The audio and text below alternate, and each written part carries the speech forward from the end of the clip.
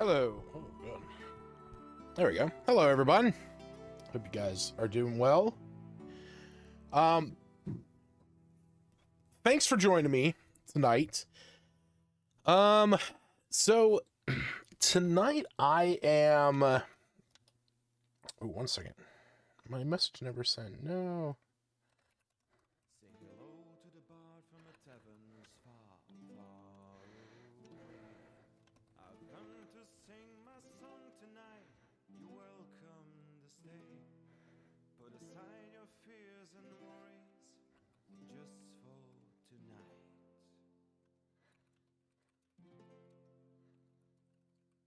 We'll feast and drink together till the morning light.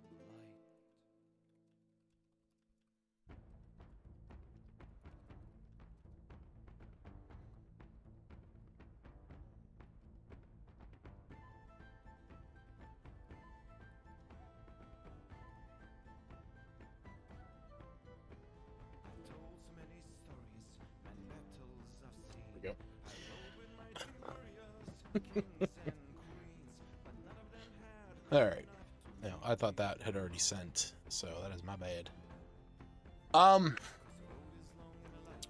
So yeah, welcome everyone to D&D&Chill. We do this show occasionally, just hanging out, talking about D&D, and different things. And tonight, I want to talk a little bit about one-shots. I gotta change that music. There we go. That's much better. So I want to talk tonight specifically about one-shots because I recently saw, while I was at work, I saw somebody posted this short where they sort of asked the community to offer up their suggestions and their insight about what makes a one-shot great. You know, what is the formula for a one-shot? And I mean, I don't know what this individual's goal is, with making with this information. But it got me thinking, what is the formula for a good D&D one shot?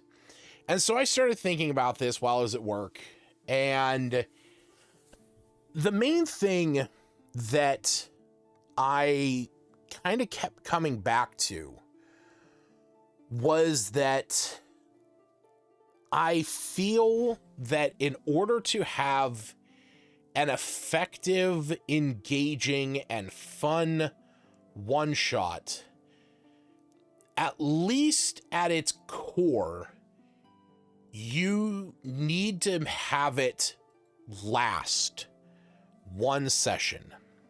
Okay? So that was kind of what I kept coming back to. Like, what is the good formula for a one-shot? Is that all too often I have experienced this, and this could honestly just be a mistake of my own, the way that I run my own games. But this could also be this could also affect how other DMs do it, where you kind of get into the weeds with stuff. You throw in too much. And so timing on one-shots needs to be something that is taken into account. Everything kind of needs to be on a timer in a way. Okay. Not necessarily that you need to have a timer, really, but that you want to get through everything. But so I started to just think about what were the things that notifications seems like. Yeah. Well, I mean, I also never sent my message notifying the Discord. But so I kept thinking, what are different things that could, what are the ingredients? What's the formula for a good one shot? And what I came up with was what I'm calling the 5 S's of a good one-shot. Okay. Scope, setup, stakes, structure, and sizzle. Okay. So as I'm going through this, I'm going to kind of reference to what you see on the screen here, the Tomb of Damara and the Fortress Golem. If you don't know what either of these are, that's okay. But the Tomb of Damara is a one-shot from the new Forgotten Realms Adventures in Faerun book. It is a level 3 adventure. It's set in the Dale Lands, but technically you could have it anywhere. The Fortress Golem is in the Mini Dungeon Tome 2 book that I don't know if I actually said this on my last stream, but where is it? Is it there? So when I actually play D&D in person, okay, there are only 2 books that I actually keep with me when I play in person. The first one is Mini Dungeon Tome 2. There are so many great adventures and honestly just traps and stuff in this that you can pull from, that you can arguably flip to a page for your players' levels and just like kind of scan it, because a lot of stuff. So if I go into here, like what page is this? 78. So if I just scroll down, let's say I have level 8 characters. Okay, cool. I'm in level 8 right now. Bad eggs, great. Collapsing cliff. It's a mechanical hazard. I could take this and I could import that into anything else that I have. Okay. This is the kind of thing that I like to have available to me. Now, when it comes to traps, I actually, do highly recommend the Game Master's book collection. Specifically, the first book I ever got from them, which is by Jeff Ashworth, Traps, Puzzles, and Dungeons. This is one of the best books that I've ever read, and I've employed it way too many times. I wish they had like a smaller version of it that was more pocketable. The second book I always keep with me is the Emporium of Wonders by M.T. Black. This is the best book of random magic items. It has hundreds of magic items, and it has rolling tables in the back based on their rarity between common, uncommon, rare, very rare, legendary, and artifact. And it's so nice just to be able to pull this book out if your players are, completing some kind of adventure, and to just say, hey, roll a D100, and then they get a magic item. I think it's great. Again, point I'm making, Mini Dungeon Tome is one of the books that I keep with me at all times when I'm running games, because I utilize the adventures in it to kind of help me structure some of my own games. But the reason why I want to show these is to show how the Mini Dungeon Tome series better illustrates why I think they are better at creating one-shots than what Adventures in Faerun did. And again, I think this comes down to scope, setup, stakes, structure. Sizzle is kind of its own thing. That was my own, fun thing. But to start it off, scope, okay?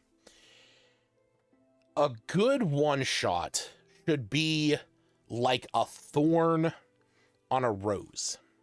It should be small, but sharp.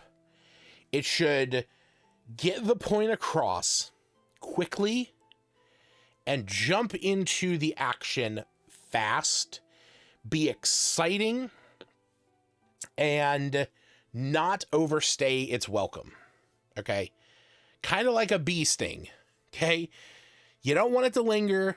You want it to come in, craziness go on, and then you're out. So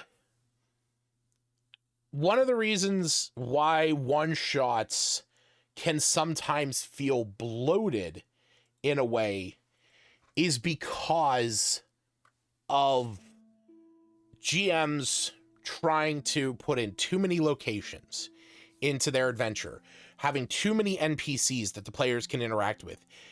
I will arguably say giving the players too much freedom in some senses. Okay? So, first off, within the scope of a one-shot, I think your first thing you need to have is a clear, compelling problem. Okay? Not a conspiracy, not a mystery. You know, don't have like 5 suspects.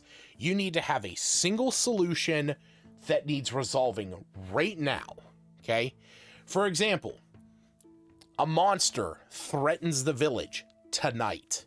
You need to go and destroy this thing before it attacks the village, or put an end to it. Okay? A ritual is going to complete in 1 hour, and you need to stop it. A prisoner needs rescued. They were taken by by a band of goblins, and you need to rescue them. Okay? A relic needs to be retrieved before a rival group gets to it. Okay? A one-shot needs to be something straightforward. It needs to have an achievable goal, and it needs to be something that you can get done in the time frame of, I'm going to say a one-shot, in my opinion, is 4 to 6 hours. Okay? One single session. Now, how do you do this? Okay? How do you achieve this goal? Well, you have the 3 tenets of play. You have social, you have exploration, and you have combat. And that, I think, is where you need to stick to those 3 major facets. Okay? When you start a one-shot, you need to introduce things quickly, get the hooks in them, let the players kind of meet the characters in a short, fun way. And then you need to hit the heart of the campaign or the adventure, which is exploration, which is a dungeon. As over here, we have the Fortress Golem. Okay? That's where the main adventure is going to be. There, and granted, there needs to be ways to diverge from that between, social exploration and combat exploration, but it is all exploration. And then we need to finish with something big. And as much as I want to say that, one-shots don't need to end on combat, let's be fair here.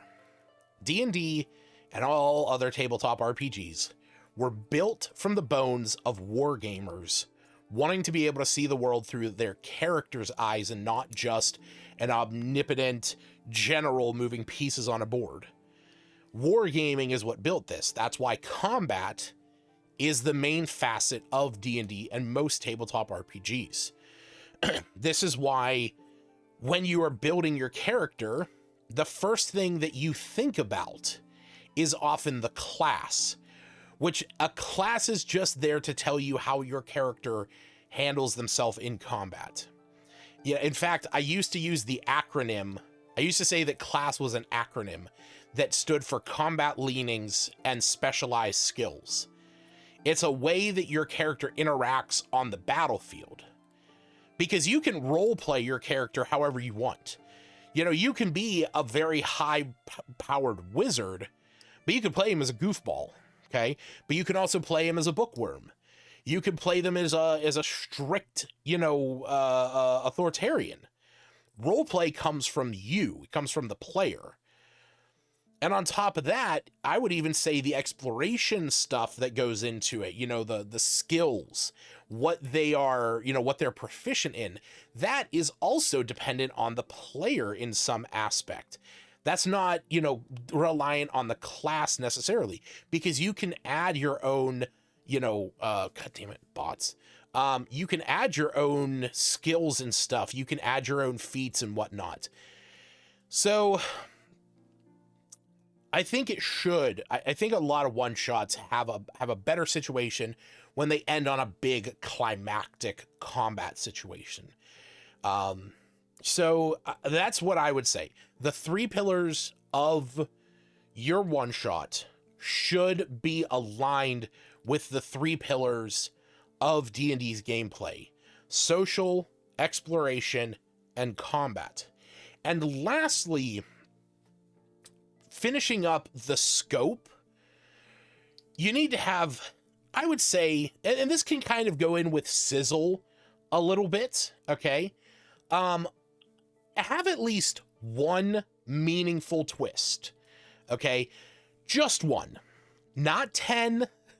You don't need to find out that, like if in the adventure of the ritual in the mountain caves, above the village, you find out that it was actually the town speaker that was the one who was leading the cultists. Cool. That's a meaningful twist. But then don't make it that, it was actually once you find that out, it's like, oh, well, it was actually the mistress of the blacksmith that was actually, manning the helm this whole time, and that the town speaker was a puppet. That gets too complicated. And it also can get obnoxious very quickly, okay? One meaningful twist, just that oh damn moment that changes things. And it can be something that changes it better for the players. It can be something that changes it for worse for the players, but something that changes it. Okay. So that was scope. Okay. Keep the adventure small, but sharp. Okay. Don't overcomplicate it. Give them one goal. Make sure that there are, 3 major scenes within it, and that you have one meaningful twist, not too many. Okay. Compact. That's what we're aiming for in a one shot. The second facet and an ingredient, if you will, and what I think makes an engaging, fun one shot is the setup. Okay. This is going to happen before you even come to the table. Okay. A party should not be meeting for the first time in a one shot. Okay. If you're running a standalone one shot, have it be the players already know each other. Have it be that they have been traveling together for some time and that they know each other. They know what roles each other play in the party. Okay.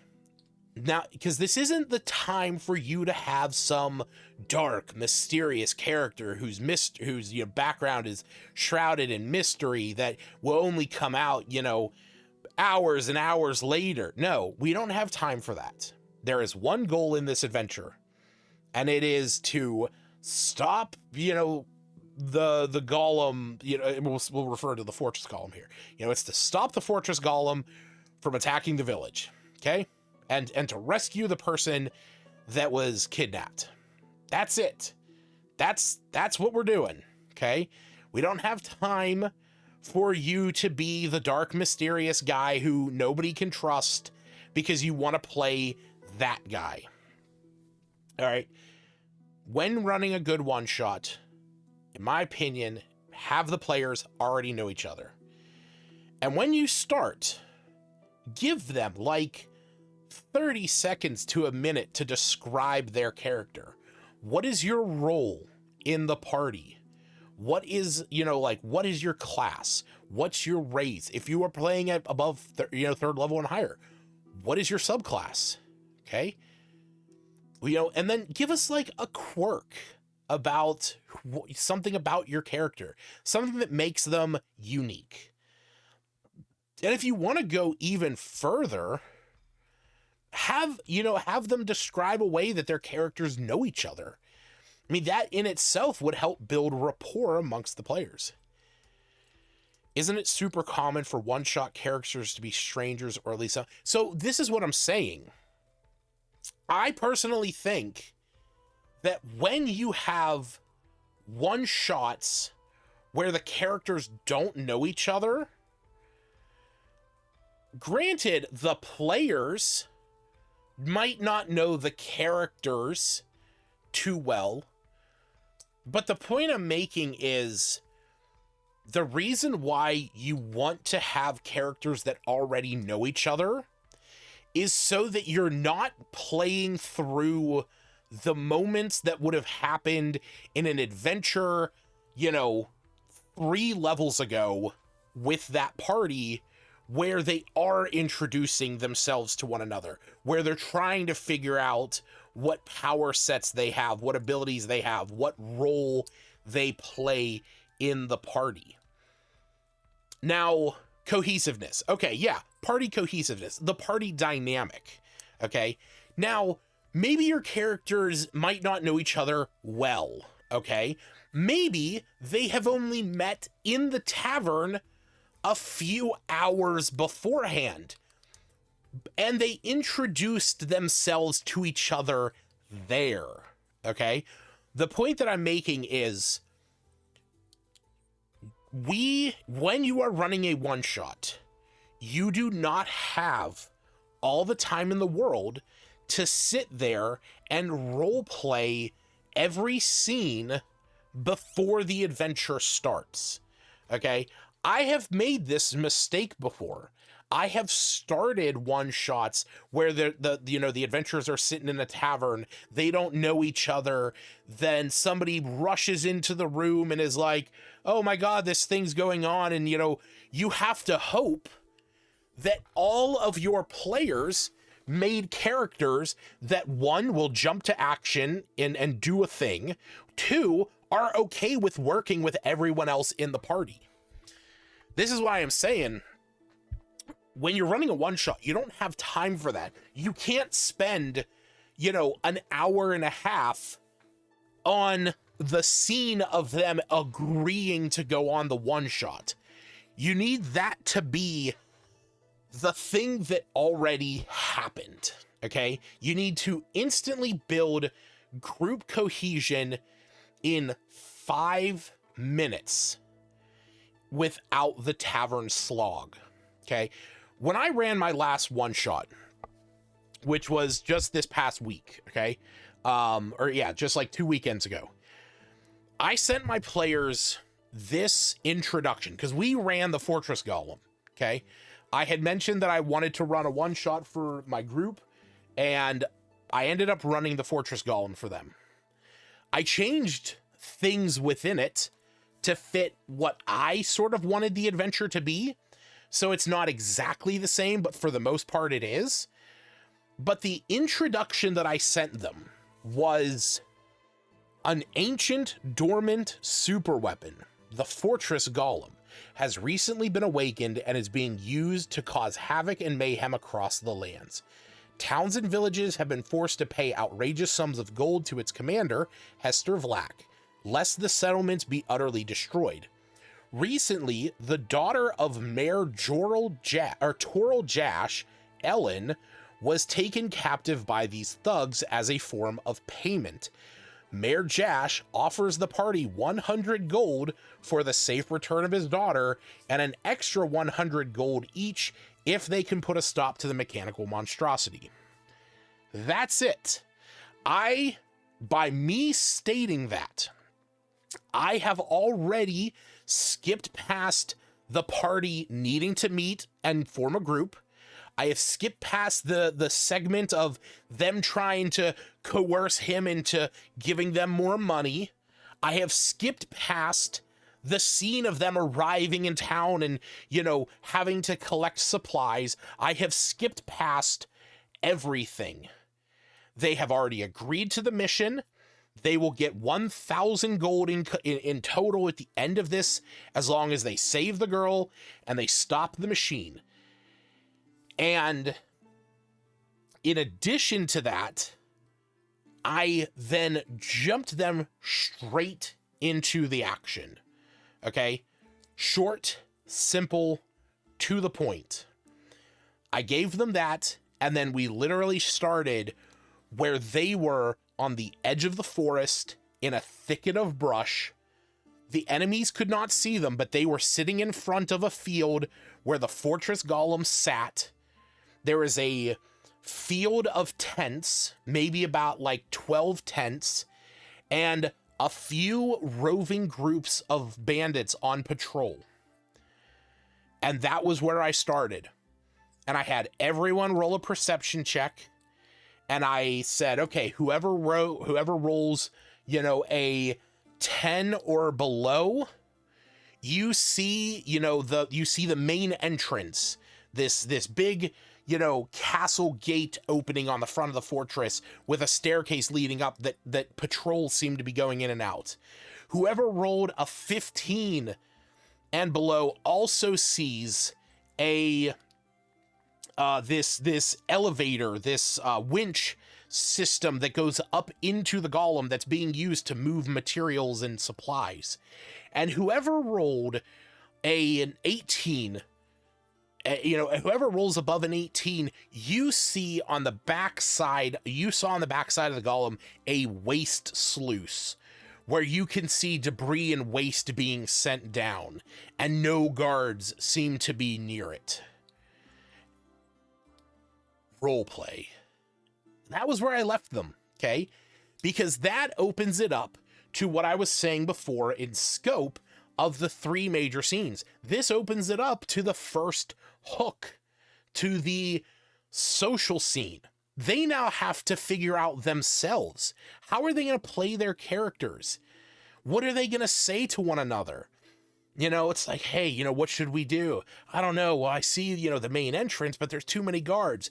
That winch system looks good, but I don't know, that might get us seen as well. And then one of the characters who rolled high, they say, well, there's that waste sluice, there's that pipe coming out of the back, but it looks like it's covered in shit. Okay. This allows them to find out their characters, understand each other, so that this way, again, as players, you're understanding your characters a little bit. But as characters, they already know each other. They have some history. So this is why I think it is important when running a one-shot, one of the ingredients should be a pre-made adventure agreement to start. That should be your setup going into this. Okay. As I mentioned before, the second, say you saw a video that got this idea started. Yeah, I can't find it now. I saw it at work. Hold on. Let me pull it up on my phone. I tried pulling it up on my my history here.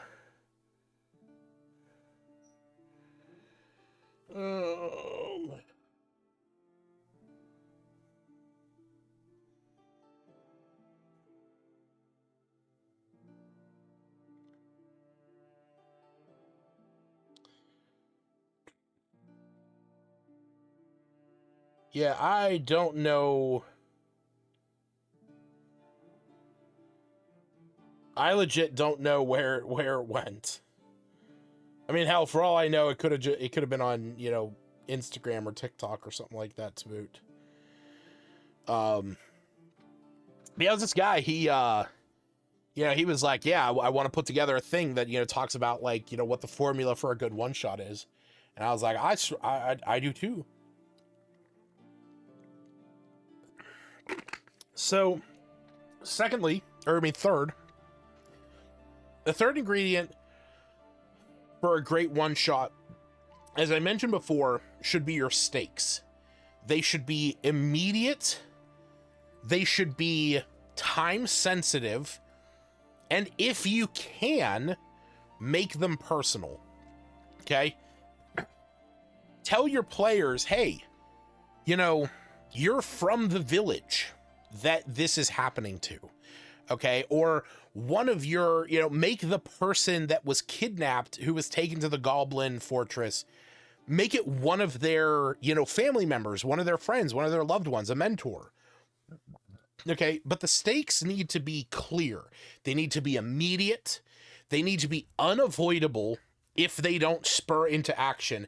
and they need to be meaningful without some kind of campaign continuity.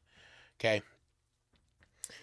Standalone one-shots often suffer from this ideology of, if we're never continuing to play these characters within this world again, why does it actually matter?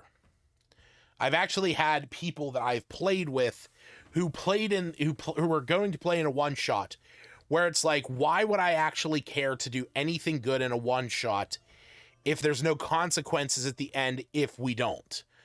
Okay. And to that, I unfortunately can't, I can't give you a solid answer.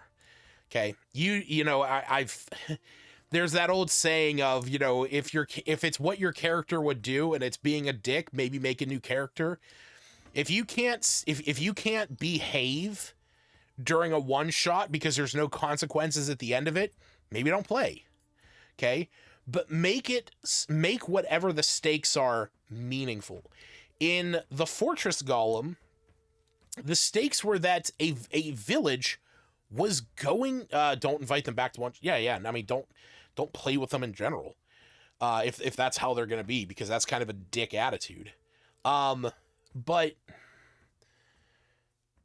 the Fortress Golem one shot, again, the two things that they have to do is stop the golem so that it doesn't destroy the village, and rescue the mayor's daughter. Okay.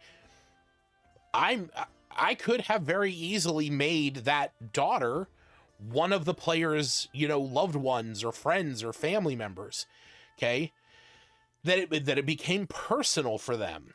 But the immediate thing for them was that if they don't stop this thing, it is going to destroy the village, and it's going to keep rampaging, and eventually it could destroy something of theirs. So make it something that has meaning. Okay. Don't just make it like, oh, if you don't go stop that ritual, then he's going to get, they threatened us with splinters in our fingers. Okay. No. Okay. Make it meaningful. Okay. If they fail, the town's destroyed. If they fail, a demon breaks loose. If they fail, someone innocent dies. If they fail, the forest burns down tonight. Okay? Meaningful, powerful, immediate, and clear. Okay, don't make it vague. Don't make it, they said something would happen. They said something would happen if you don't, if we can't stop them, they gave us this vague threat. Okay, well, what's the threat? What is it? What is going to happen if we don't, if we don't stop them? The fourth aspect that I want to lean on is structure. Okay. I sort of already mentioned this in the first one, the scope of it, the three major scenes. Structure, though, is very important because this is more the flow of things. This is the more of the time-sensitive aspect, okay? There's three pillars to D&D. Social, exploration, and combat. And those should be how you are structuring your one-shots. Okay? And each one of the pillars needs to have its own moment to shine. So when you start out, give the players an opportunity to have that moment together, okay? Give them the goal immediately and allow them to roleplay and make a meaningful choice. With the Fortress Golem, as I mentioned, they had three options of how to enter the Fortress Golem and begin the real crux of the adventure, the exploration factor. If they decided to go in the main entrance, there was an opportunity that there was going to be a group of bandits that saw them going in, and that they would have followed and had combat in this main entryway. If they would have gone up the service, platform, there was a chance they could have been spotted as well. But when they get into here, there was an option that a band of, when they leave here, there's there's different ways that they can go. I don't know how I don't know what I'm trying to say. Basically, when they would have gone up here, there was a chance they could have been spotted. But in addition, when they enter into this space, this hallway is completely pitch black. There was 3 of them that could see in the dark, but 2 of them could not. Had they gone down to here, there were spiders in this room that could have led to a combat situation. And in room 4, there were bandits that they did have to fight. Okay?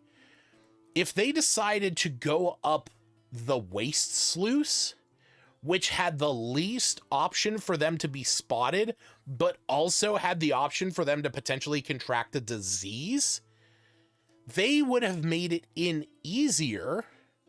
They still would have had to have fought, but it would have reduced the chance they would have been spotted going in, so cut back on the amount of combat they would have done, but would have increased some kind of penalty. For reference, my players did decide to go up the waste sluice.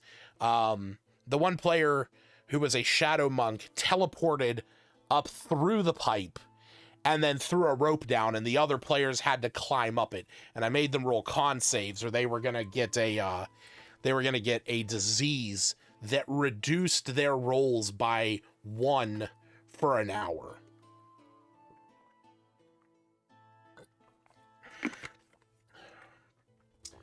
So that is that social play.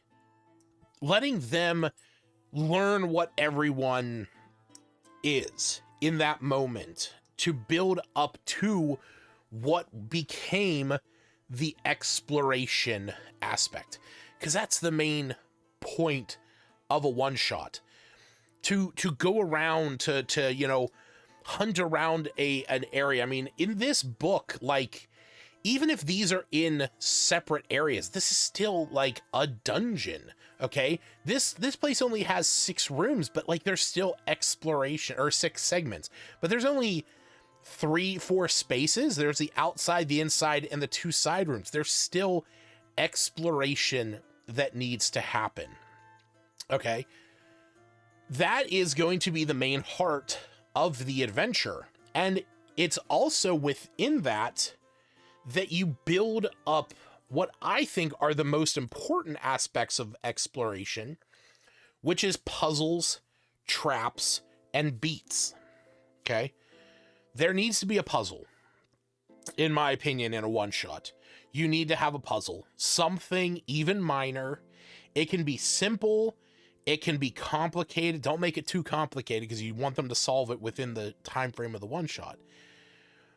But one of the biggest things that I personally feel some one-shots have struggled with, or some DMs have made the folly of, and that I've done this too, don't make a puzzle required to finish the adventure without offering a way for them to solve it with all other options exhausted. An example of what I mean is, if in order to resolve a one-shot, the party needs to open a door that has 3 keyholes, red, blue, and green, and that whatever they need to complete it, the MacGuffin, is on the other side of this door. And if they reach that, they finish the one-shot, okay?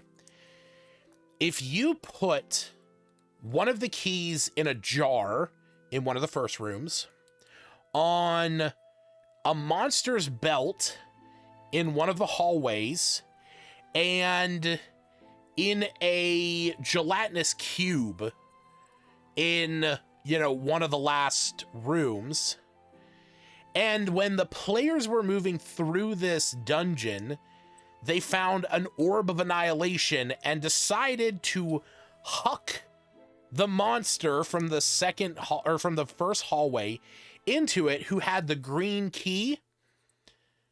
Don't make that a necessary item to finish the one shot now. Okay?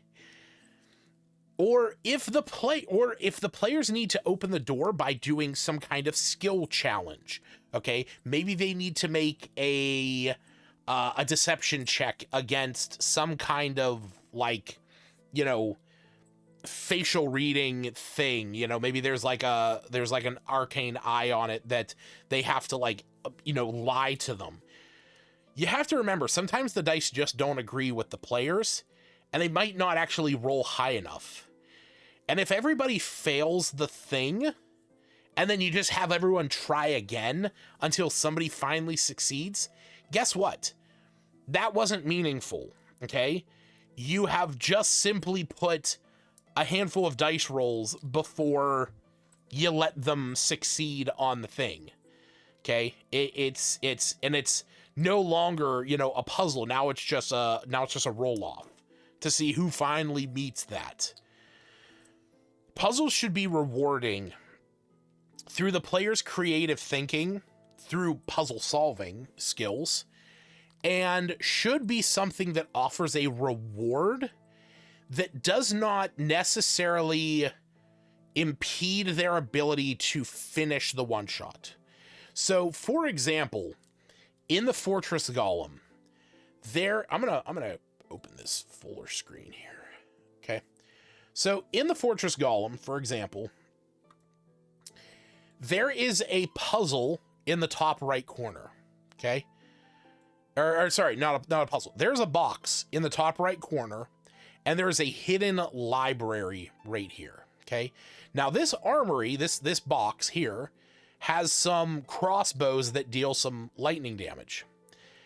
I personally felt like this one shot needed an actual puzzle because it really didn't have one. It had a hidden room that if you entered it, you had to say the name of the, you know, the dungeon, you know, designer, who was, where was it?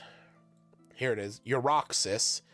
If you didn't say Euroxis, then 2 animated armors would attack them, okay? So there's a trap, but there's no real puzzle in finding it. They just have to succeed a DC 20 perception check.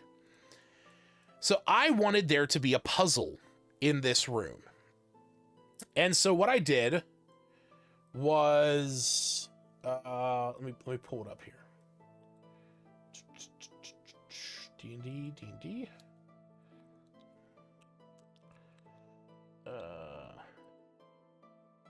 Large icons. Here it is.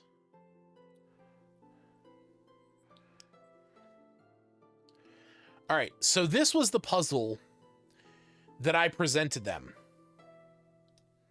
Okay. I explained to my party that when they entered that room, as you can see, there's a giant glowing box.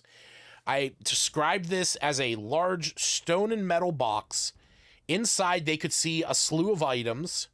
And on top of this box, there was a platform. It was made of stone, and it had 9 black rods sticking out of it. And there was lightning arcing between the rods. Okay. And on the front of the front of the box was a placard with some words on it that said, here we go. Pull this here. I'll copy it over here. Oh, I won't do that. Nope. Put that layer up here so I can play with it. Keep canvas. Oh my god. So the riddle said, 9 rods hum with thunder's chain, each bound to each by lightning's vein. Their light shall fade when lines divide and walls of chalk the storms confide. Twins of shape, both square and true, must part each spark from all its crew. When every spark stands alone, the force is still and treasure shown. So this is the riddle, the puzzle the players got. There was also 2 pieces of chalk flanking this plaque. So the players sat there. They thought about it. They got some paper. They started drawing, you know, these 9 rods, and, you know, they figured it out within about 5 minutes. if that, okay? And in my opinion, that is how long a puzzle should take. It should take no more than 5 minutes because you want to get the thing moving. If you want to know the answer to the puzzle, obviously the 9 rods refer to the 9 rods, and you need to separate them using the chalk by drawing lines. So how you do that is by drawing 2 identical squares as such.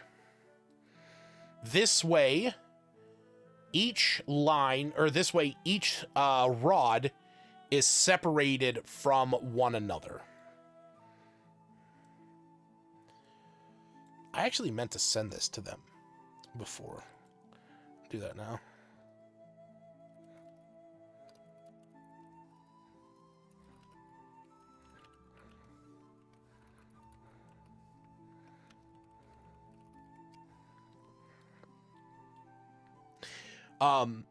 So the players, they figured this out. And when they first went to draw on it, they didn't draw it exactly the right way.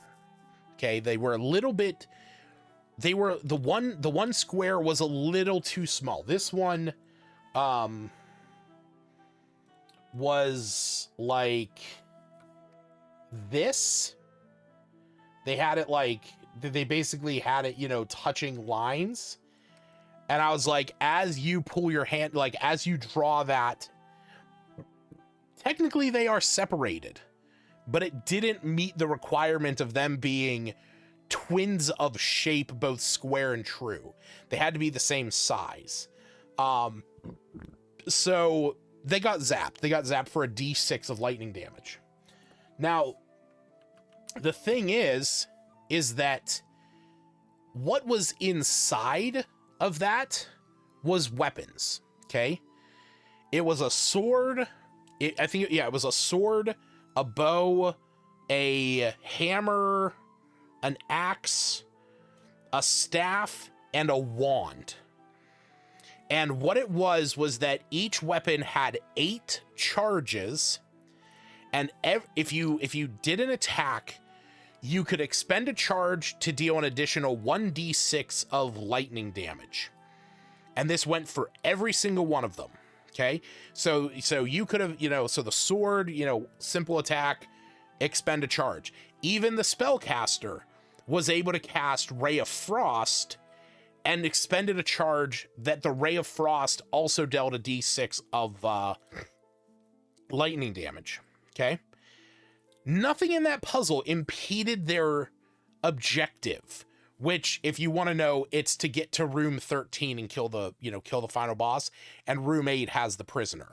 Okay. That puzzle had no way of interfering with their ability to end the job, the quest. Okay. Now, one of the players in my party made an artificer. And because, as it states here, in room 8, the person guarding the prisoner is a secret agent for a cabal looking for the schematics in this room. I told the artificer, I said, hey, you're part of this secret cabal of artificers that sent somebody into this place to find these schematics and this room, and you have not heard back from them.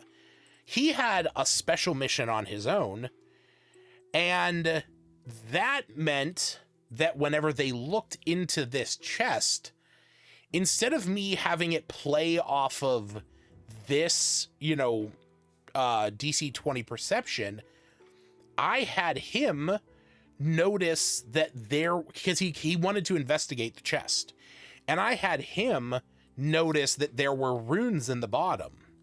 And whenever he touched them, he heard the sliding of metal, and it opened up this room.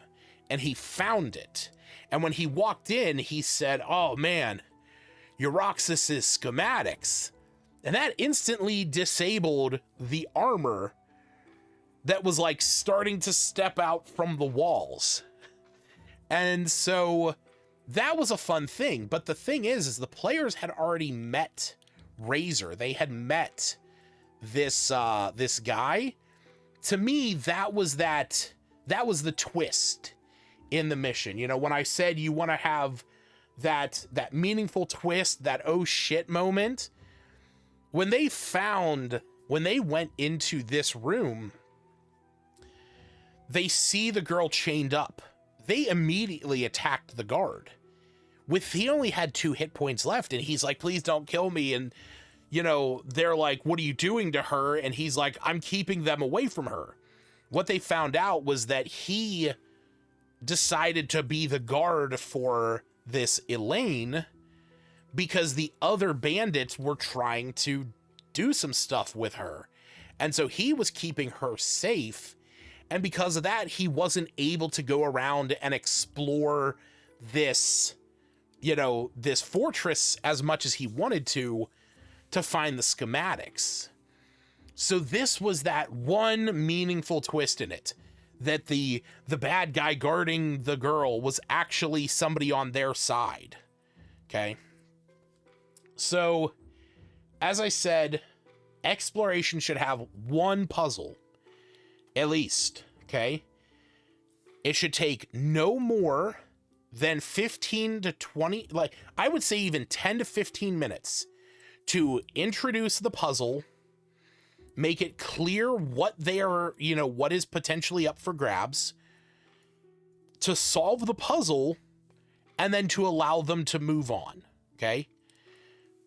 The second thing that a one-shot should have is some environmental obstacle or trap.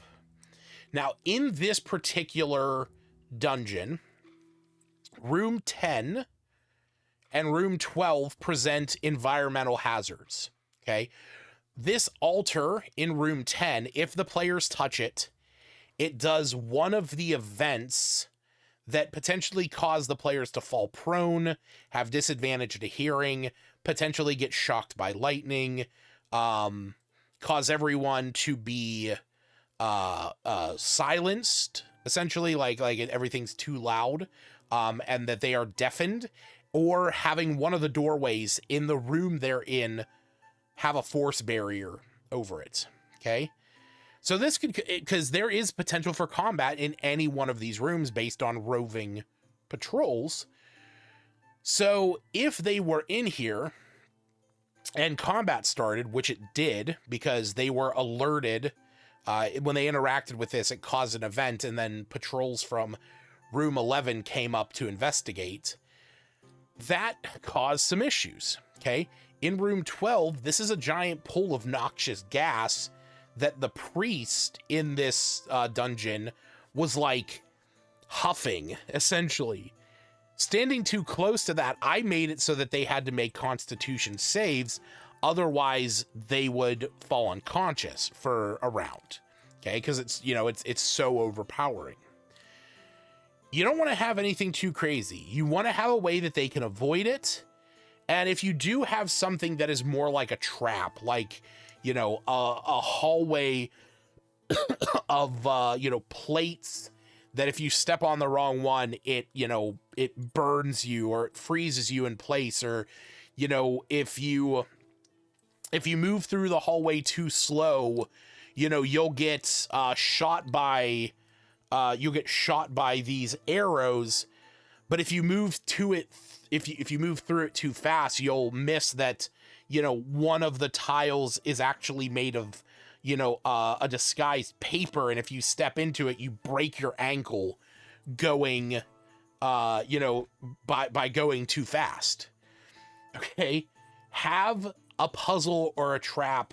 I mean, have an environmental or hazard or trap that doesn't take any more than 10 minutes for them to resolve. Okay.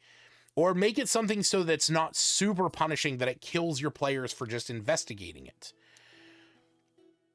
The next part is 2 to 3 exploration beats.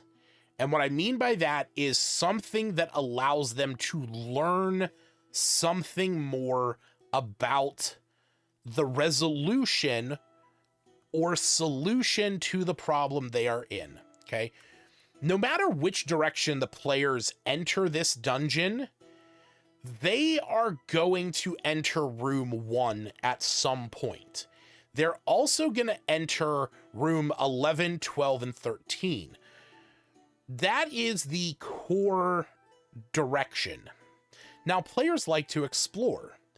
So if they go into room 8, that is a story beat. Okay, that's an encounter. An exploration beat. That's an encounter. They're going to find they're going to find the kidnapped person. They're going to find the guard who explains that, he's not working with these guys, that he's there for his own reasons.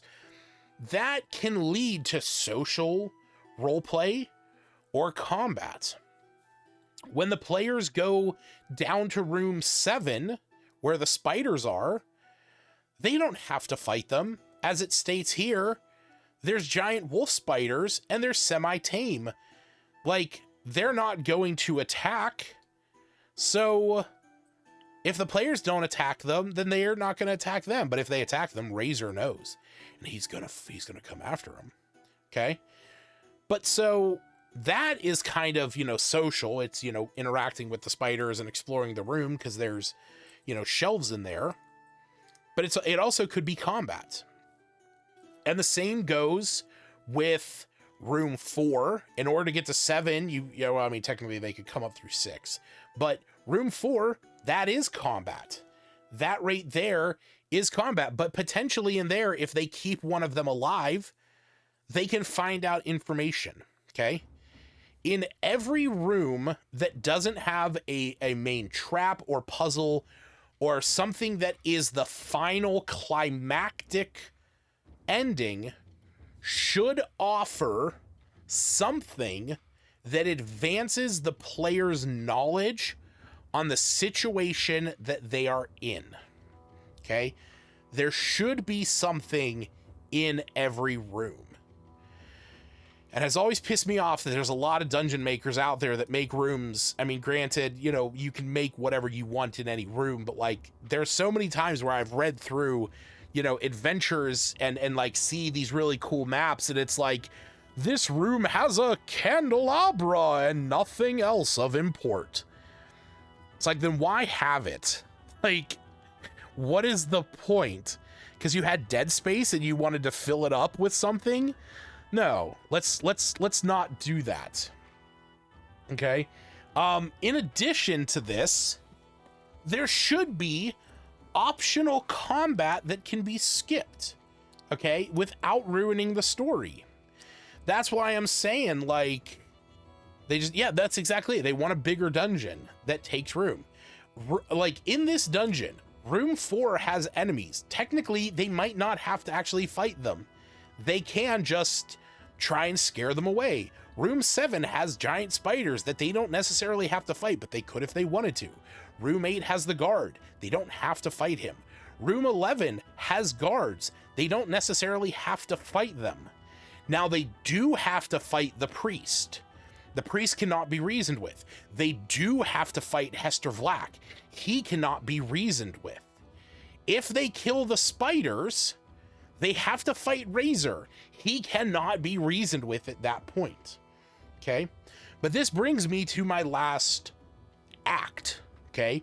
Within the structure, we had the social role play in the beginning where they're entering the dungeon. And this could be when the players are leaving town. Okay? And they're making their way up to the caves in the mountains where, where this ritual is going to take place. Okay. And they have some kind of challenge along the way that they have to figure out. Maybe it's how to get past a bridge that is, destroyed. How do they want to do it? What are the pros and cons to every, to this situation? Letting the players role play that gives them the opportunity to learn about themselves. Then you get to the dungeon. That's where exploration starts. That's where everything we just talked about is. Then finally, you have the big fight. You have the resolution. One main boss encounter with a very dramatic set piece. You know, in this encounter, the main fight is between the priest and Vlak and the party. This pool is a hazard they have to avoid at their best, okay?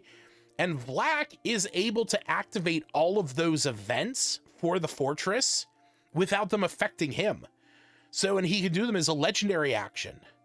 So if he wants, he could have the whole thing tipped to one side and all the players, you know, fall, they hit a wall, they take some damage, or they fall prone, you know, or they have to cover their ears, they're deafened, they can't hear one another, okay? So this is where, in the final big climactic fight, you need to add some stakes, okay? The way that I did this was, I had it where when they first encountered Hester, he explained that they were mere, you know, they were like they were like a quarter mile, I think it was a quarter mile, but they were close enough to the village that they were approaching that they were within firing range. And they could hear the wind up of the engines that were going to fire the weapon. And so they knew they didn't have time. The fight meant something. That if they did not resolve this, then this machine was going to destroy that village. And then end it with something climactic, okay? When they killed Hester, you know, his body goes limp. He's connected to this machine through this like metal crown, essentially, that has wires and stuff coming out of it. The artificer wanted to like investigate it, wanted to understand it. The life cleric in the party, who didn't trust this thing, he took all the wires and just ripped it out of Hester's head. And it was a good thing, because the way that I was going to play it was that at initiative 20, if they had not yanked these out of there or somehow disconnected him from the crown of control, it was going to revive him, and they would have to deal with him another round. But at that point, it was over. He pulled the things out of his head. They were able to rescue Elaine. They went to the town, they spoke with the mayor, and he expressed his gratitude, and he paid them the 1,000 gold. And we had a bit of an epilogue. It was short, but it was an epilogue, okay? The one player went back, met up with Razor, found out that they had found out during the campaign, or I mean during the adventure, that they were part of the same cabal, and that this was the person they had sent in there to find the schematics. So he worked with him to get the schematics out of there. The other players went throughout the, you know, in the aftermath, they went and, you know, they went about their life and, you know, went back to their adventurings. Okay. They had their celebration. They got their last scene, and we closed it. There was no, you know, in the next adventure moment. Okay. It is important that a good one-shot has a end note, so that this way, one, you don't build up your players thinking that there's going to be, you know, a next episode. Two, you free the players to play that character in another adventure that is completely disconnected from it. Because that's an important thing. You know, some players don't like making 1,000 characters. They like making, you know, 2 or 3 and being able to plop them in if they are doing some one-shots. So those are the big things. The big 3 pillars for the structure. The hook and social play in the beginning. Exploration, puzzles, and traps with small divergences into social and combat. And then the big fight and resolution at the end with the big climactic battle. And then the last ingredient in all this, I said at the beginning, sizzle. Something that makes it memorable. Okay? One-shots are fun because they're simple, they're concise. But because of that, you might not have the same, like, draw as a long-form campaign where you get to see characters drawn out, where crazy things can happen over multiple sessions. So you need to have something in the adventure that at the end of it all, the players can look back on some gimmick, some clever thing or fun thing, long after they forget the rest, that they can call back to. Now, maybe you make that the puzzle, okay? I came up with the puzzle for this chest because I saw it on a YouTube video and I thought it was a cool puzzle. It was structured differently. It was like 9 businessmen and you need to separate them by drawing 2 squares. Like, that was as simple as it was. I came up with, the fact that they were, the electrified rods. I came up with the riddle and, I made it my own. And the players really enjoyed that. But what the players remembered most about that session was that, as they jokingly said, they went up the beehole of the golem. That was like the thing they joked about for the longest time, was that they had already been through the shithole of this golem, so everything else was going to be a cakewalk. The other thing was that the fountain, the liquid that is inside, was semi-sapient. So they actually got a little piece of it, because as it says here, it wants to see the world, okay? It can power the schematics and it wants to see the world. So the artificer in the party actually got some in a little vial and was going to try and understand it, but was going to take it around on his adventures. That was something that player could look back on as their thing, okay? So when you want to have a memorable one-shot, add something that becomes unforgettable. Make it a standout monster if that's what the adventure calls for. A dragon, some kind of crazy construct, a thematic villain. I mean, I will never forget. I will never forget the time running a one-shot and being able to tell my players, you now need to fight Santa Claus, because that's memorable. All right. It is a funny thing to remember back when, you get to tell the players, that like the Easter bunny is after you, but it doesn't have to be a monster. Maybe it is some kind of environmental mechanic.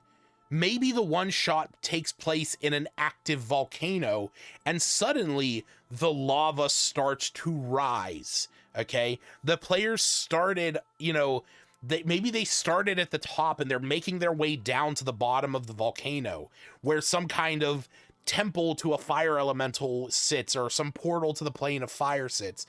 And when they deactivate the portal, or they take the gemstone of magma method, suddenly the volcano begins to rumble and the lava starts to rise, and now they have to escape and they have to avoid falling debris. They have to avoid segments that they passed before that just seemed like small little hazards are now filled with lava that, they can't just go down into the little dip and climb over the other side. Now they have to figure out a way to clear the 15-foot gap that is in front of them that's now filled with lava.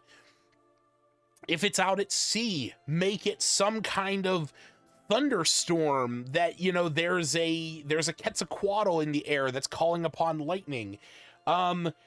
Make the floors shift and move in a way that they have to figure out that puzzle in real time as the terrain moves. Okay. Or make it some kind of gimmick that the adventure is structured around. Maybe you make a very small dungeon, but there's a time loop essence to it where the players have to get through it in a certain amount of, turns, essentially, where there are puzzle aspects that maybe they remember things as they go through it, okay? Or maybe the players fall asleep and in their dreams they have to solve some kind of thing, some kind of puzzle. Maybe the themes are just the gimmick itself. Maybe it's a one-shot that takes place in a cursed carnival, like in what's that called? I'm thinking of the Laughing Moon thing from Legends of Adventures. Or maybe the gimmick is that it's an underwater temple filled with vampires that ride spiders. Okay, maybe that's what it is. But make it something that is memorable.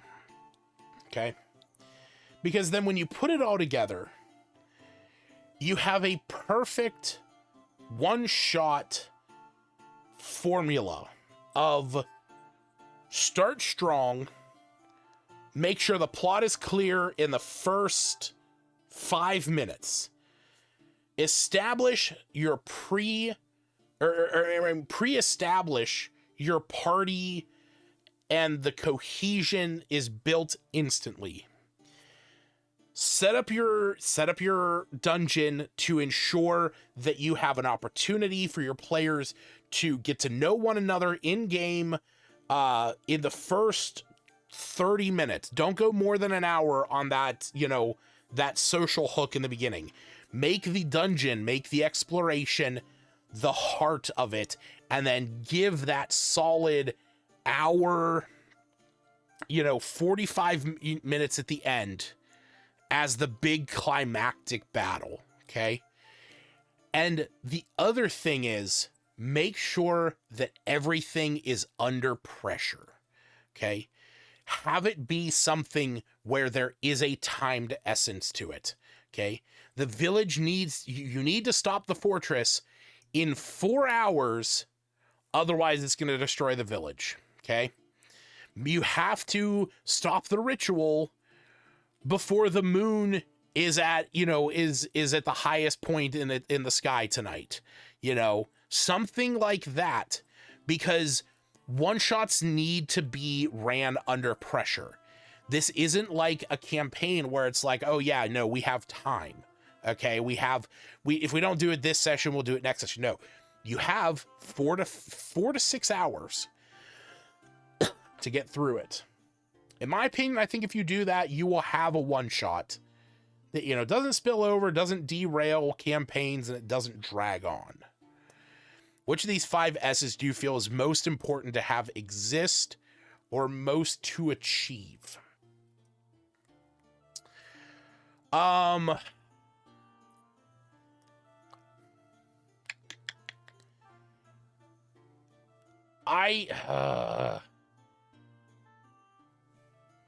In my opinion, I think the hardest one to truly achieve, because of its, scope, I say scope, but here, let me put these in here just so we have these. Okay. So out of those 5, scope, setup, stake, structure, and sizzle. Structure is obviously the biggest one. Okay, let's be fair here. Scope kind of involves structure. It kind of involves stakes and setup. Like, the scope is the everything, right? Okay? Because, hell, that sizzle could be the one meaningful twist. But the reality is that, in my opinion, I think the most important thing is scope. Keep the adventure small, okay, but sharp. I think that is the most important part. And the reason is because you can go out there and you can make all kinds of adventures that take up multiple sessions. That's not hard. That's called writing a campaign. Okay. When you're writing a one shot, you need to keep it completable within 4 to 6 hours. I mean, if you think about a convention one shot, for example, you have 4 hours to and that is when I ran my one shot, I was able to talk to my players for 5 days before meeting up with them to establish characters and stuff like that. Okay. Now, to that degree, setup, okay, the pre-made party agreement, that is massively important. Because if you have the opportunity to do that, then you have the opportunity to say, if you're running a convention, you kind of have to walk in with that in mind. You have to walk in with pre-generated characters in a lot of cases and say, hey, here's your party. You already know each other. Okay. You all know what you're all playing and your characters all know what each other can do. I think that is massively important. Then the stakes, immediate, personal, time sensitive. Make sure that this is something that can be, that has clear indication of what is going on. Okay. I can't say that that's the most important because I think scope really covers a lot of it. But structure, if I had to say because again, scope kind of covers a lot of it. If anything else, I'd have to say it's structure. The 3 pillars of play and, having that that 3-part approach of we're going to introduce your characters. You're going to know each other. You have a moment to interact. That's the first part. Then we get into the dungeon. You get through it and then you get to the end and that's where we have the combat. Okay. The heavy combat.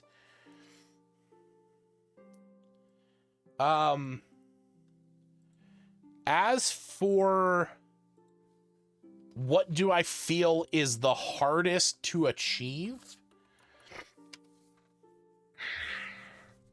In my opinion, it's always going to be scope. It's structure. I have a tendency for me it's scope. It's time. Okay. I have a tendency to embellish things. I have a tendency to want players to play more into it, to build upon what is already going on. In my opinion, and the way that I run games, I've always had a problem with scope. In this particular one shot that I ran with the Fortress Golem, the party did not even go down to room 7. There is supposed to be roving bands of guards, and I didn't introduce them at all. So in this whole thing, they moved through it as quickly as I would have hoped. But arguably, some of this could have been truncated. I could have had the puzzle in the same room as the entryway. And so this way it's not a separate room. I could have had, this room had, they had to dig through some dirt. None of them actually got what was in there. But this altar could have been in room 11, and this whole area could have been chopped off. Okay. Again, that plays more into the scope of it, how big do you want your one shot to be? I mean, other adventures, other one shots in this, they keep things small. They keep things compact. That's what you want. Now, this is a combat slog. This one, you're defending a little, village and stuff. But, Do you feel it's common for books to have collections of one-shot or mini adventures to have a puzzle and traps and beats, or generally... Oh, God. Well, I don't actually think most one-shots worry about setup. And while they offer stakes, like right here, okay, Hester has started extracting tithes from villages where gold goes, minion follows, swelling her new ranks. That right there is the stake, okay? That's it. Like, she's extracting tithes from villagers. I added the whole thing of the mayor's daughter. Granted, the person, this Ellen, was kidnapped, and the community does award them 500. I added more stakes to it, okay? But that's because that is how I look at stuff. Now, I think Mini Dungeon Tome, for example, is actually really good at this, because in a lot of their one-shots, they do offer some introductory information that allows you to build into that stuff. They have, you know, traps in here. They have puzzles, okay? I can't say exactly how common it is. Now, I personally think that something like the Adventures in Faerun, it struggles at that, okay? So if we look at the 5 S's, okay, the scope, sure, that is here, okay? So what is in this adventure on the left, the Tomb of Damara, what is the scope? Okay, what's the setup? What's the stakes? What's the structure? And what's the sizzle? Okay, so the setup of this is, I mean, the stakes of this is that you're called into action to go into the Tomb of Damara and destroy Bone Gnasher, who has returned from death. He's captured a Dale folk family, the Silver Stars, but they don't know why. And they're offering to pay each player 100 gold and suggest that the tomb might have other plunder. Okay. So under scope, what's our compelling problem? Okay. It is that a family was kidnapped and a monster needs destroyed. Okay, good. That's our compelling problem. People were kidnapped, something needs destroyed. Okay, now we have let's look at the map. Okay, so we have a handful of encounters. Okay, so in this, it immediately jumps to the players arriving at the start, and that's it, okay? There's no getting to know each other. There's no other ways into this area, technically. Now, you as the DM could offer that. You could look at this and say, okay, what other ways could the players enter here? They could enter in through the garden, possibly. Okay. But otherwise, as it says here, they start where it says start. Okay. So moving on to, you know, the combat, the exploration, I mean, not the combat, the exploration. Okay. So in here we have 2 ghouls in the barracks, and if creatures enter the barracks, the monsters pounce. Okay, so that's not really exploration. That's just combat. Okay, because there's not a chance for it to diverge between social and combat. In my opinion, that's what an exploration beat is. Okay, it is where you have the opportunity to diverge in your choice of how you want to resolve a matter and potentially learn something. Okay, That to me is what an exploration beat is, okay? Then you move on to the prison. Now the prison down here has the Silver Star family inside this little jail cell. There's a hobgoblin captain and 2 hobgoblin warriors. They're hostile to anyone, and so that right there means that they're going to attack them, okay? Now, technically speaking, hostile is now essentially a condition, okay? Let's see where it's... Hold on. Yeah, here we go. Okay, so hostile is an attitude where they view you unfavorably and you have disadvantage to try and influence them, okay? So technically here, you might be able to persuade them or intimidate them, but you're going to have disadvantage on anything because they're instantly hostile to you. So there's not really a great opportunity here to diverge into social. It's going to lean more combat. Now, once you defeat them, now you have a social encounter. You have the Silver Star family. The only thing that this explains is that the youngest has the key to Damara's tomb, and she gives it to the party. Okay? At this point, the Silver Stars play no role in any aspect of this adventure. Their entirety in this is now resolved, and since in order to get to this point, you only had to go through 2 rooms, nothing is actually stopping them from just skedaddling. Okay? Shit, I didn't mean to go there. There we go. So they could just leave. Moving on to the garden, an indifferent giant frog lives here. That means nothing, okay? They're unaligned. It's just a frog. That's it. This is not a social thing. This is not, this doesn't have to be combat. This is kind of like the spiders in the Fortress Golem, except if you fight the spiders, there's actually a consequence. There's no consequence to fighting this giant frog.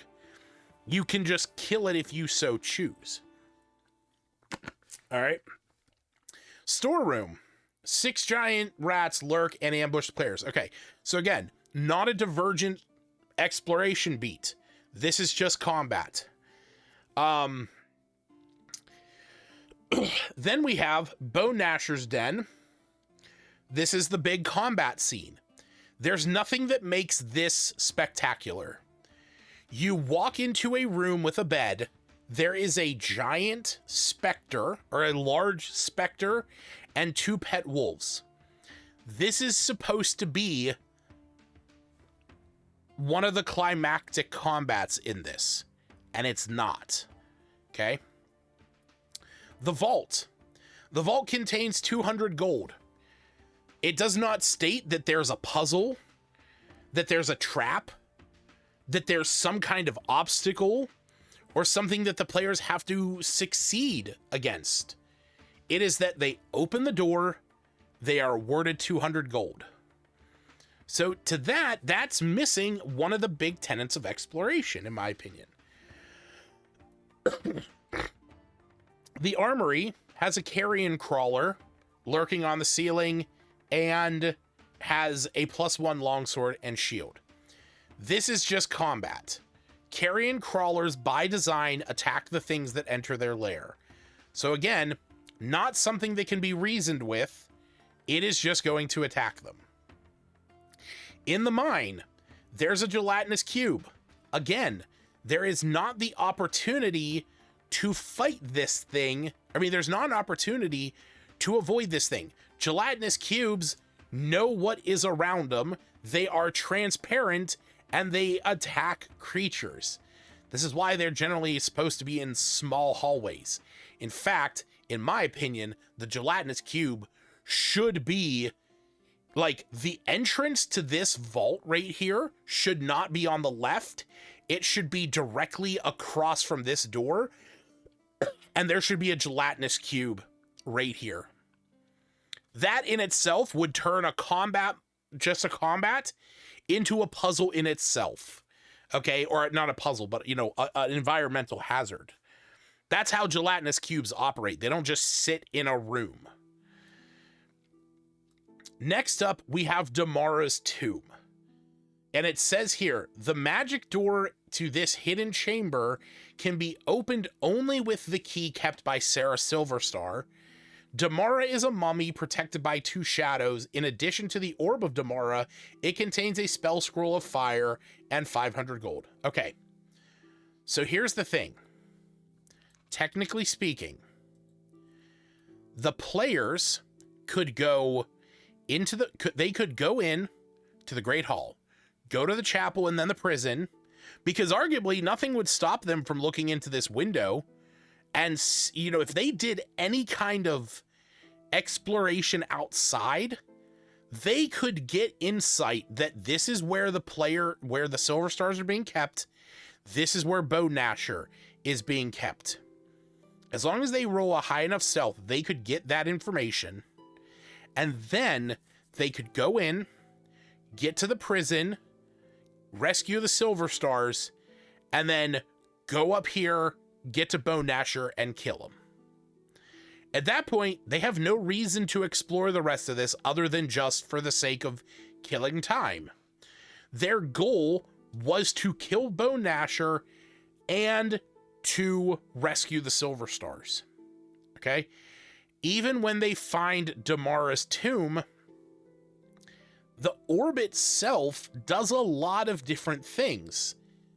If this is a one-shot, the prize of a artifact at the end serves no purpose. Okay? It could have just been the gold, because unless you plan on running another session where the players are playing the same characters, this orb has no purpose. Granted, I will admit, this is in the Daleland section of this book, where the entire idea is that you are running these adventures, as part of this region's, campaign. So I will openly admit that, this is meant to be one of the starting quests for the Dalelands. Okay? But it should still allow it to stand alone. Okay? So it is completely missing from structure the exploration and puzzles section. There is no real exploration in this that has a puzzle, that has a real trap, or that has an exploration beat. Okay? Everything in this is designed to just lead to combat. And that's it. Okay? And jeez. In addition to that, there is no one big fight with an environmental hazard or a stake or some kind of timer. Fighting Bone Gnasher is you're fighting a ghost in his bedroom. And there is really no reason for you to even find this tomb. To fight the mummy in there doesn't lead to anything. It's not like, you're blasted backwards and there's, an aura of fear that you're having to, to face. Sure, they have, mummies have their dreadful glare ability, but there's not like a big environmental thing or some kind of, aspect that makes it more climactic. Okay. And there's also nothing in all of this that is like the sizzle.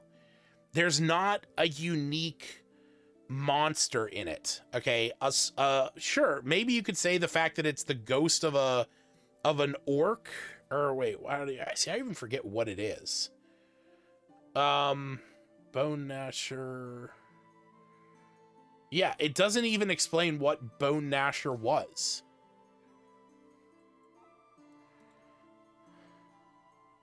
Destroy Bone Gnasher. Oh, an Ogre Warlord. Sorry, there it is. I thought it did. Okay, so he's an Ogre Warlord who's a ghost. Okay, you know what? Maybe I'll give him that. That's a unique type of monster. But there's nothing really like thematic. There's not like a thematic gimmick to this. There's not an environmental thing. It's very much lacking. Now, if we look at, you know, let's look at the Fortress Golem, okay? Let's see if this has that, okay? So, the compelling problem.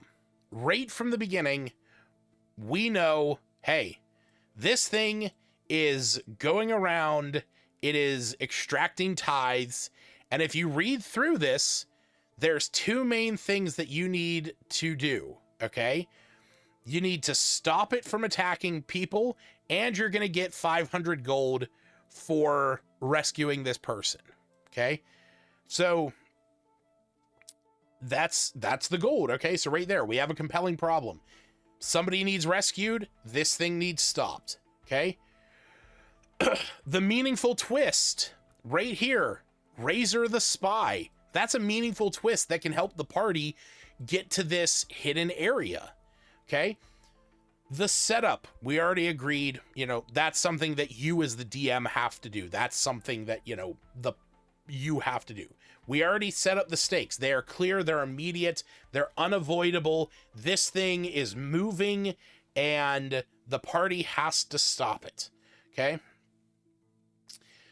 The hook, the social play, before they even enter it, before they even get to room 1, this adventure has points of entry that the players have to, you know, they have to board this thing. They have an opportunity to look at the different points of entry to figure out how they're going to get in. Okay. This gives them that opportunity to get to know one another. Once they're inside, there is a trap. There's an environmental hazard in the events that go on where every 10 minutes of real time, you roll a D6 to have something happen. Okay. There's an environmental hazard, you know, with the lightning that shoots through it. There's the environmental hazard of the waste sluice. There is, this is a puzzle. Actually, I forgot to mention in room 1, there is a puzzle of deciphering the name of the creator of this place. Granted, you only have to pass a history check for that. But then there's also the puzzle of if you don't know the name of the creator, you could get attacked in this room. That adds to it. Okay. Then you have exploration beats. In this room, you have the person who's kidnapped. If you go in there, you could either fight Razor or talk with Razor to gain an ally or to kill him. In this room, you have a potential, you know, item that you can capture. That's moving slowly. Shit. In here, where the wolf spiders are, you have an exploration beat that can be social or combat. And in there, if you do engage in combat, it builds upon that because then Razor finds out. Okay. Then you have the big fight and resolution. You have the boss encounter that has some kind of added stake, the environmental hazard, the giant pull, the fact that he can, you know, make this thing shake about. This has that. And then in my opinion, what's the memorable thing in this? Granted, I added the puzzle. I think the one memorable thing in this was the waste sluice. Okay. The fact that in the lavatory, they were able to climb out the backside of it. Okay. It's a funny thing. It doesn't have to be the biggest thing, but it has to be something that has something that is unforgettable, something that the players will laugh about or talk about after the session. Okay. This has that in spades. This does not, unfortunately. I know you sent this question a while ago. I just never got to it. If it seems any of the 5 S's are missing, what tips do you have in adding them? So, one, for scope, you, as a DM, you need to read through the entirety of the one-shot and understand, have a general idea of, like, how long stuff might take. Is there stuff in it that doesn't need to be in it? And is there things that you can truncate and shrink down? In my opinion, I think this, the patrols, that would have just added more time. Okay, if they were having to fight more people just to fill that gap, it would have taken too long. So I think that is a little unnecessary. I also felt that here, so Rumble is the same thing as Siren for the events. Okay, so you roll a d6. Step is that the players make an acrobatics check or fall prone. Rumble is that they have disadvantage on perception checks. Discharge, somebody's going to get zapped. Siren is Rumble, but it wakes up everyone in room 4. If you kill everyone in room 4, Siren does not matter. Okay? The force barrier, that one matters, and the weapons test is the hearing thing, plus you go, you know, it's this, but then everybody goes deaf for 1 minute, and it blows up a place outside. So that could be truncated down to a D4 in my opinion. Okay? Falling prone, you know, disadvantage on hearing checks, lightning shooting people, and then the blast from outside. When I thought about the above question, it was when you were talking about puzzles and traps, but then I expanded it to all 5 S's. Yeah, so to that degree, if you read through it and you don't see that there's a puzzle or some kind of meaningful trap, add it, okay? You would have to do a lot in something like the Tomb of Damara to build that up, in my opinion. There's no traps in it that are real. There's no puzzles.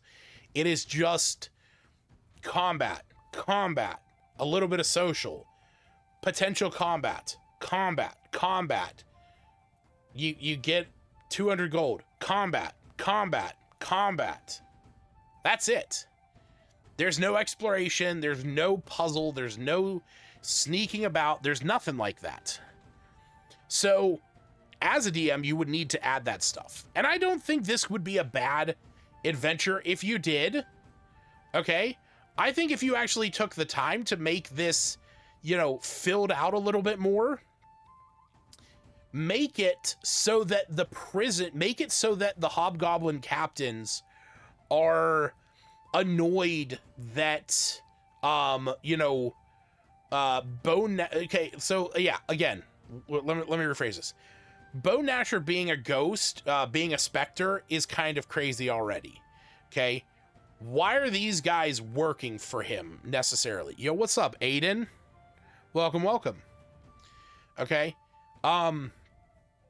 Make the rats, okay, if we want to add more to this, make the giant frog in the garden sentient, okay? Maybe make it the statue is actually, is a frog statue, and it won't let you past it unless you give it a jar of flies. Okay, you need to feed it flies. Otherwise, it won't let you into the storeroom that has potions of healing.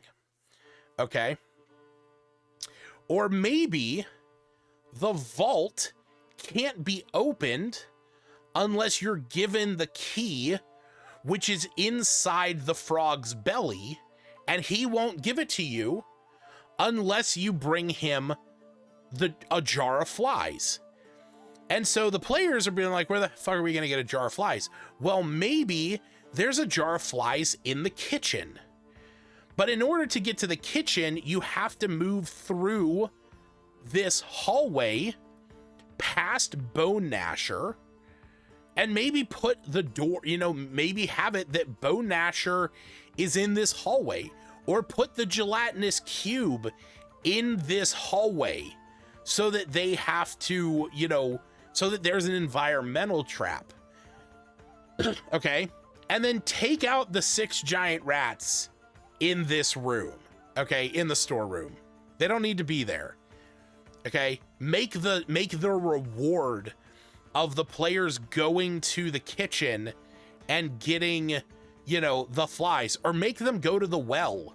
The well has no purpose in this, and they need to get a bucket of water as well. Okay. And so they either have to go through the mine where, arguably you could have other monsters in there. You could have more hobgoblins if you really wanted to, or make it that this area is like slowly collapsing. So when they walk through this area and they move through this hallway, parts of the ceilings fall on them. Okay. Again, make it a trap. So you could have a puzzle up here in the garden. You could have environmental traps through this hallway around the vault. I actually think the armory is fine for what it is, because it is just loot guarded by a guardian. But make the fight with the mummy, make it so that, like, entering the tomb makes you, frightened, or being within, so many feet of the tomb causes you to have the frightened condition automatically. Okay? That you have to run away from it. Make the well mean something. It literally is not listed over here of what it serves a purpose for, other than there just being a well for water. Okay? Make it that there's possibly a spirit in there, that if you talk to it, it can give you, some, an answer to a clue in here of, like, what's in the tomb, or, why is Bone Gnasher here, or something like that. Okay? Build into the exploration. That is what players want. Players want to be able to, rove around a dungeon and solve puzzles and avoid traps and kill monsters.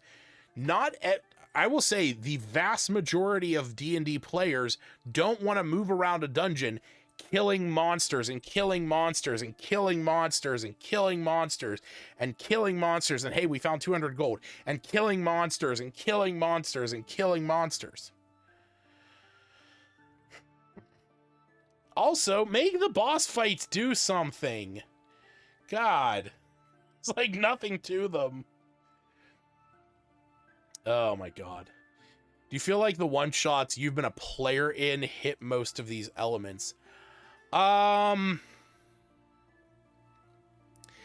It's hard to say, because I haven't, like, played in a lot of one-shots. I mean, I've played in a lot of campaigns. And I mean, a lot of the one-shots that I've really played in were at conventions, truthfully. Like when I played in the one that Ted from Nerd Immersion ran, there was the room that had the edition fight where it was combat, but it was combat that had a solution that wasn't combat. There was a mechanical aspect that allowed that combat to end early. The combat that took place in the expedition hall in that one shot, that was just that we had to, like, stop everything. So that was more combat. Then there was a skill challenge, and then there was a puzzle. And then there was another combat that was a big, grand, spectacular combat that had different aspects that were coming in, that had, like a timer. Not timer. It had stakes, because more enemies were coming in. We had to figure out, what's the best enemy to kill and when.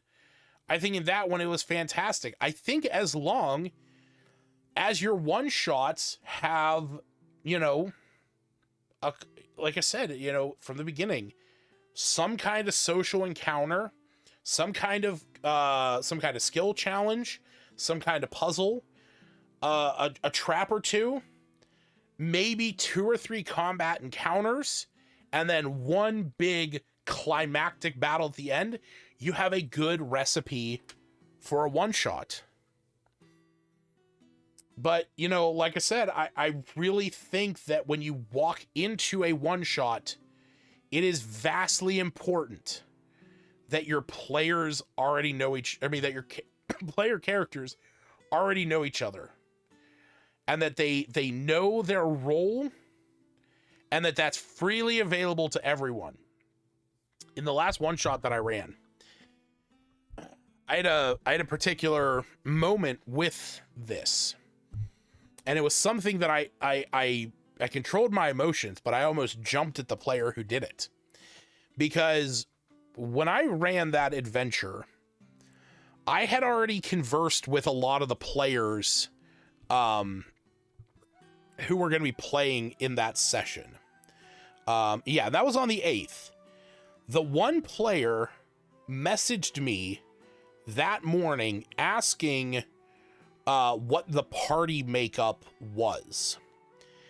And he said, or I told him that the party makeup at that time was a Fire Ganassi Artillerist Artificer, a Dragonborn Spelldrinker Paladin, a Tiefling Storm Sorcerer, and a Human Life Cleric. And he messaged me that he was between a Shadar Kai Shadow Monk or a Were-Tiger Cleric of Sharas. And the Were-Tiger was a homebrew race. I was like, that's fine. I don't really care. And he said that they would either be the War Domain or the Twilight Domain. And that the Were-Tiger Cleric was going to be like flirtatious and sensual outside of battle. And I said, remember, this is a one-shot where you are infiltrating a fortress golem to rescue somebody. And, you know, he's like, okay, I'll go with the monk. And I was like, great. So I knew what the whole party makeup was. Nobody else knew what he was playing. Okay. So when we sat down, I said, okay, everyone, let's go ahead and introduce your characters. We'll go around the table. First player, you know, we'll start. Yeah, we'll start here on my left. He says, I'm playing he played one of my pre-made characters. Okay. So he's like, I'm playing a Mark of Warding human life cleric named Sir Gore. And I said, okay, you know, what's something unique about Sir Gore? And he's like, I don't know, what's something unique? And I'm like, you come up with it. Okay. And so he's like, well, he looked at the picture and he's like, he's old, so he's kind of crotchety and he gets annoyed that people get themselves hurt because he's always having to heal them, but he feels it's his goal. Like, that's fucking fantastic. And I told him, as we go around the table, I want you to think about some connection you have to another player. Okay? And I want everyone to do this as well. Then we move to the next player. I said, what are you playing? And he's like, I'm playing a Fire Ganassi Artillerist Artificer. And I said, okay, cool. What's some quirk about them? And he's like, she has a thick British accent, and she's looking for something within this fortress that, you know, that is important to them. Which he and I had actually talked about. His character was working for the same cabal as Razor. And I said, okay, cool. I said, go ahead and think about, you know, maybe what kind of connection your character has to another player.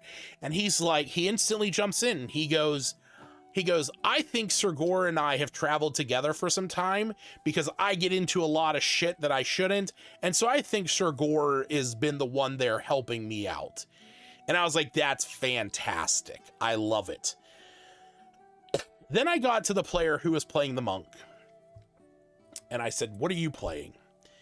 And he's like, you see me wearing, I forget how he described this, but he's like, I have like slightly darker skin. I'm wearing flowing black robes, and or no, it wasn't even that. It was black hair.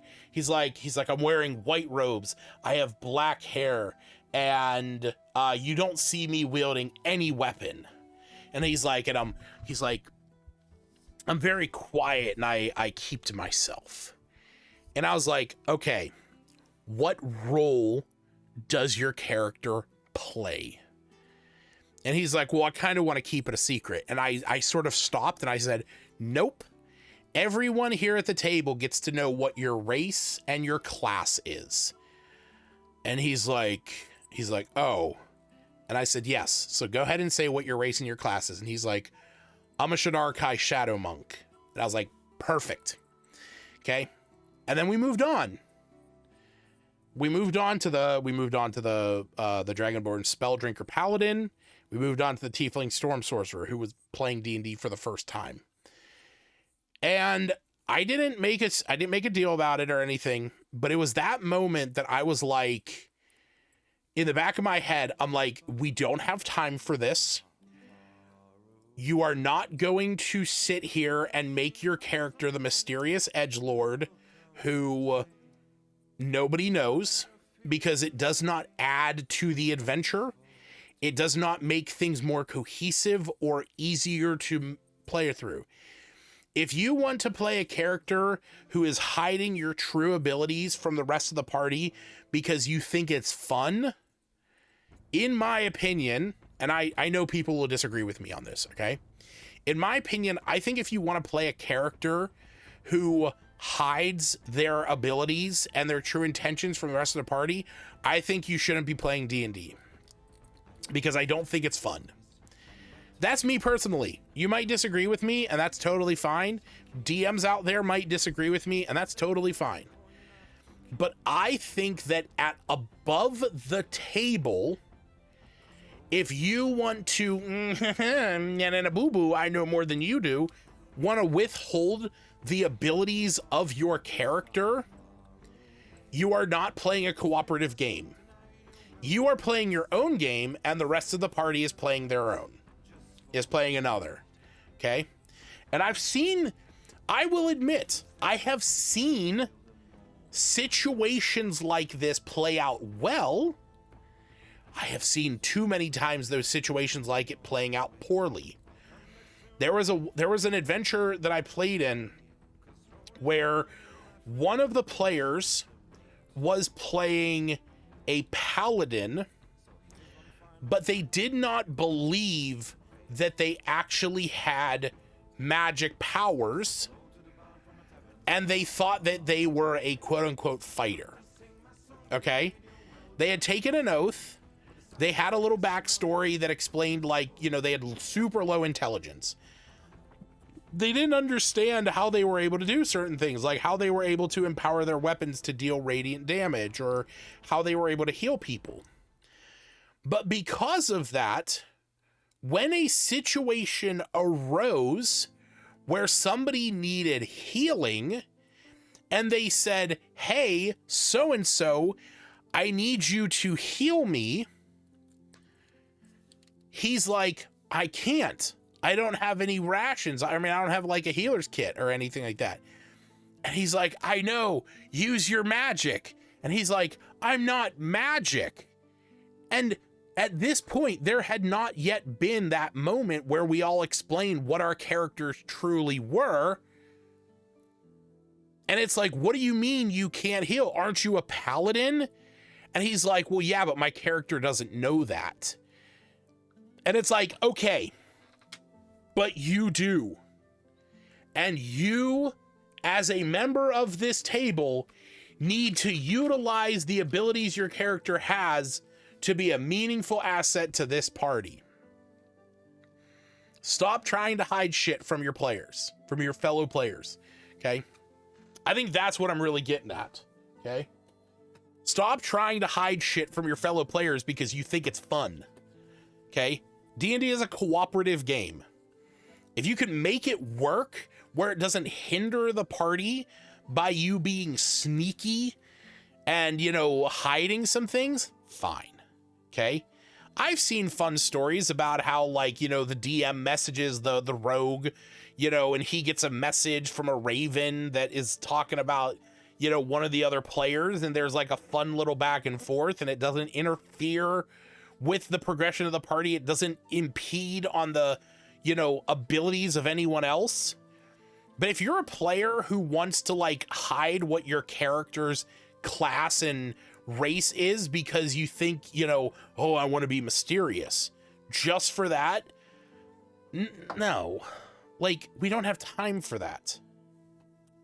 All right, I'm gonna get off my soapbox because that situation this past weekend, when I was thinking about this one shot thing today, it was you know, something that I had to deal with. Dumb question. Go ahead, Aiden. There's no dumb questions. Only dumb responses.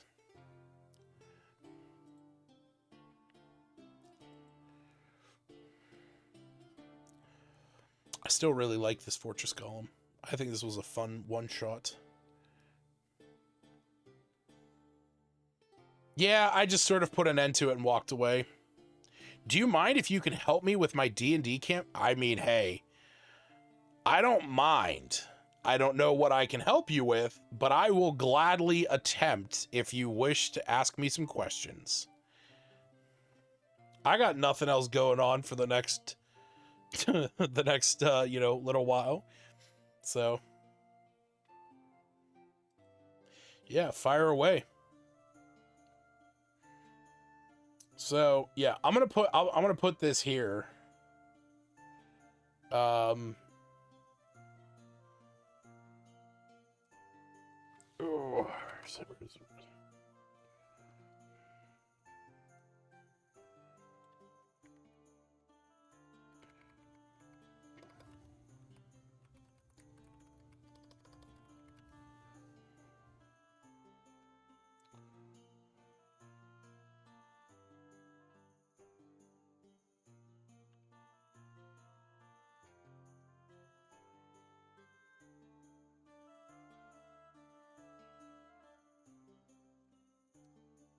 I don't know how I can make it engaging for the characters story-wise.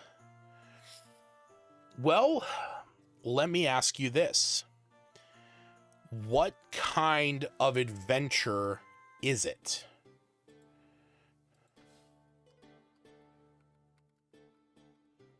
So like what is this campaign about?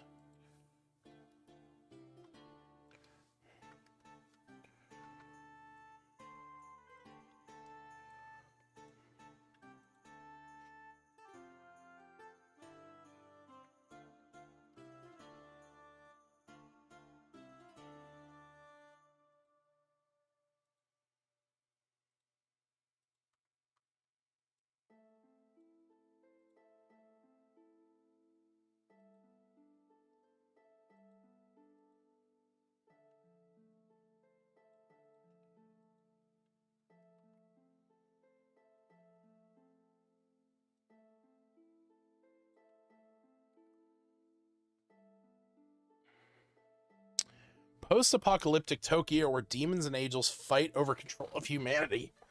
Okay, so that's your setting. What is your campaign?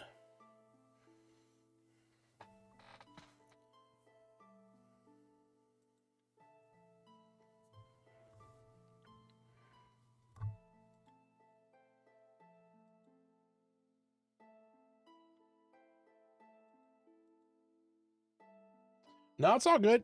Here, you know what? If you want to make, if you have the opportunity to do this, don't worry, that's totally fine. If you want I have no problem if you go to kelscorner.com, you can join my Discord. If you want to join that, we can hop in a voice chat. We can hop in a one-on-one, and you can explain this to me verbally if it's too much for you to type. I don't have an issue with that if you want to ask me some questions.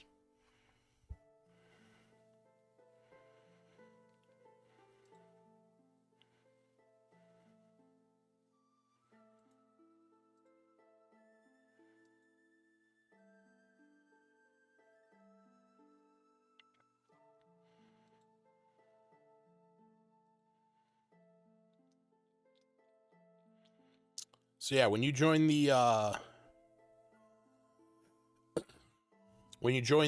Discord, there should be a one-on-one voice channel down towards the bottom that I am currently in.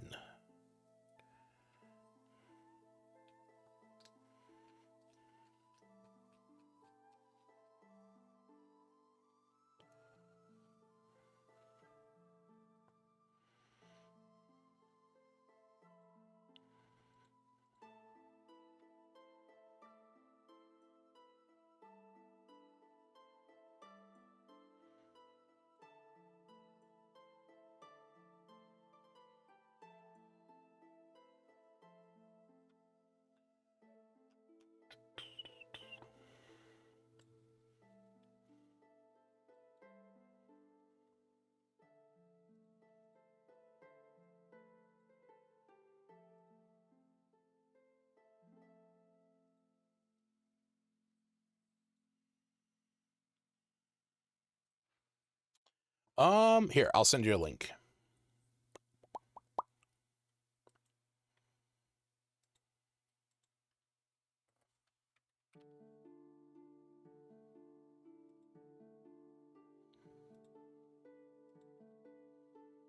There you go.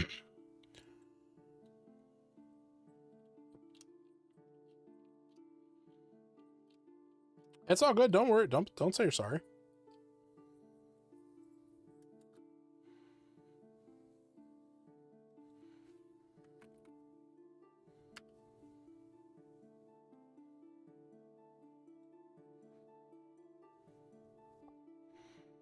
Yeah, there he is. All right. Hey, What is up, buddy? so I'm gonna make. Sorry, I'm terrible at explaining stuff. It's all good. It's all good. Take your time. You explain it in the way that you best need to. Okay. To be fair, I don't know how to make it engaging, like how to make it like engaging for the characters and how to make it like make them what's the word? I mean, I think Interested in the campaign. yeah, giving them a personal stake in it. Yeah.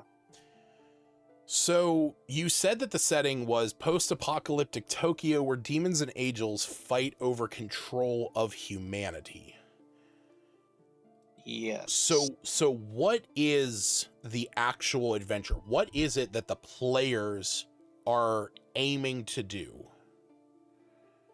Do you want the short or the long version? I want whatever gets across as much information as you can provide that helps me help you. That's fair enough.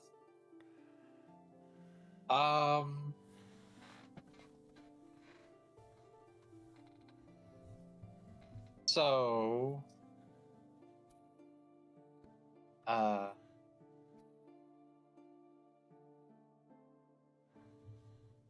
so while the demons and angels fight over, no wait, that's the setting. My bad. Sorry. No, that's fine. I mean, if you have to base it from the setting, that's totally fine. Yeah. Like, okay, here, let me help you. To give you an example of, I guess, what I'm sort of looking for to help you, let's look at the Dragon of Ice Spire Peak adventure from the Essentials kit. Okay?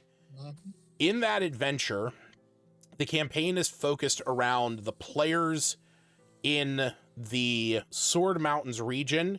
There is a white dragon that is wreaking havoc, and so that's the setting. Okay, Sword Mountains. there's a white dragon wreaking havoc.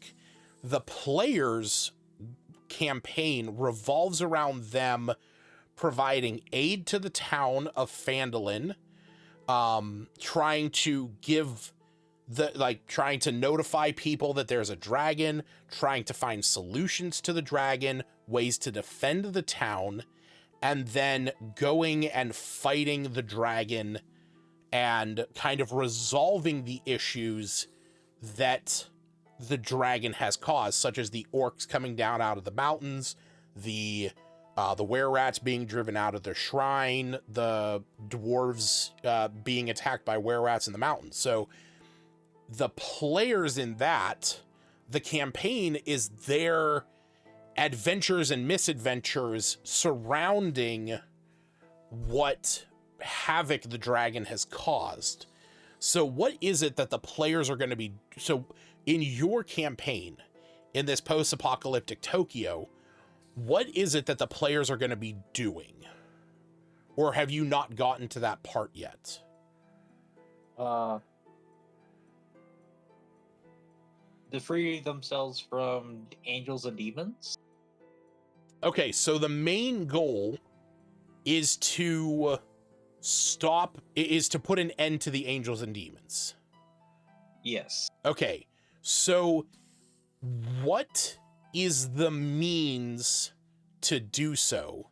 Because if this is post-apocalyptic, and yet there's angels and demons, I'm sort of imagining like a, like sort of, like, oh man, that's an odd setting. Cause like, I'm thinking of like retro synth Tokyo, half destroyed. And there's like, you know, these massive battles happening up in the sky between angels and demons and possibly on the ground. So is there a way that these angels and demons are entering this space to have this battle that the players are able to disrupt, like a portal or a gate? Trying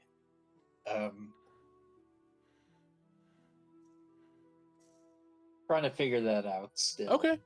So my biggest suggestion for where you're at right now is you have a compelling setting.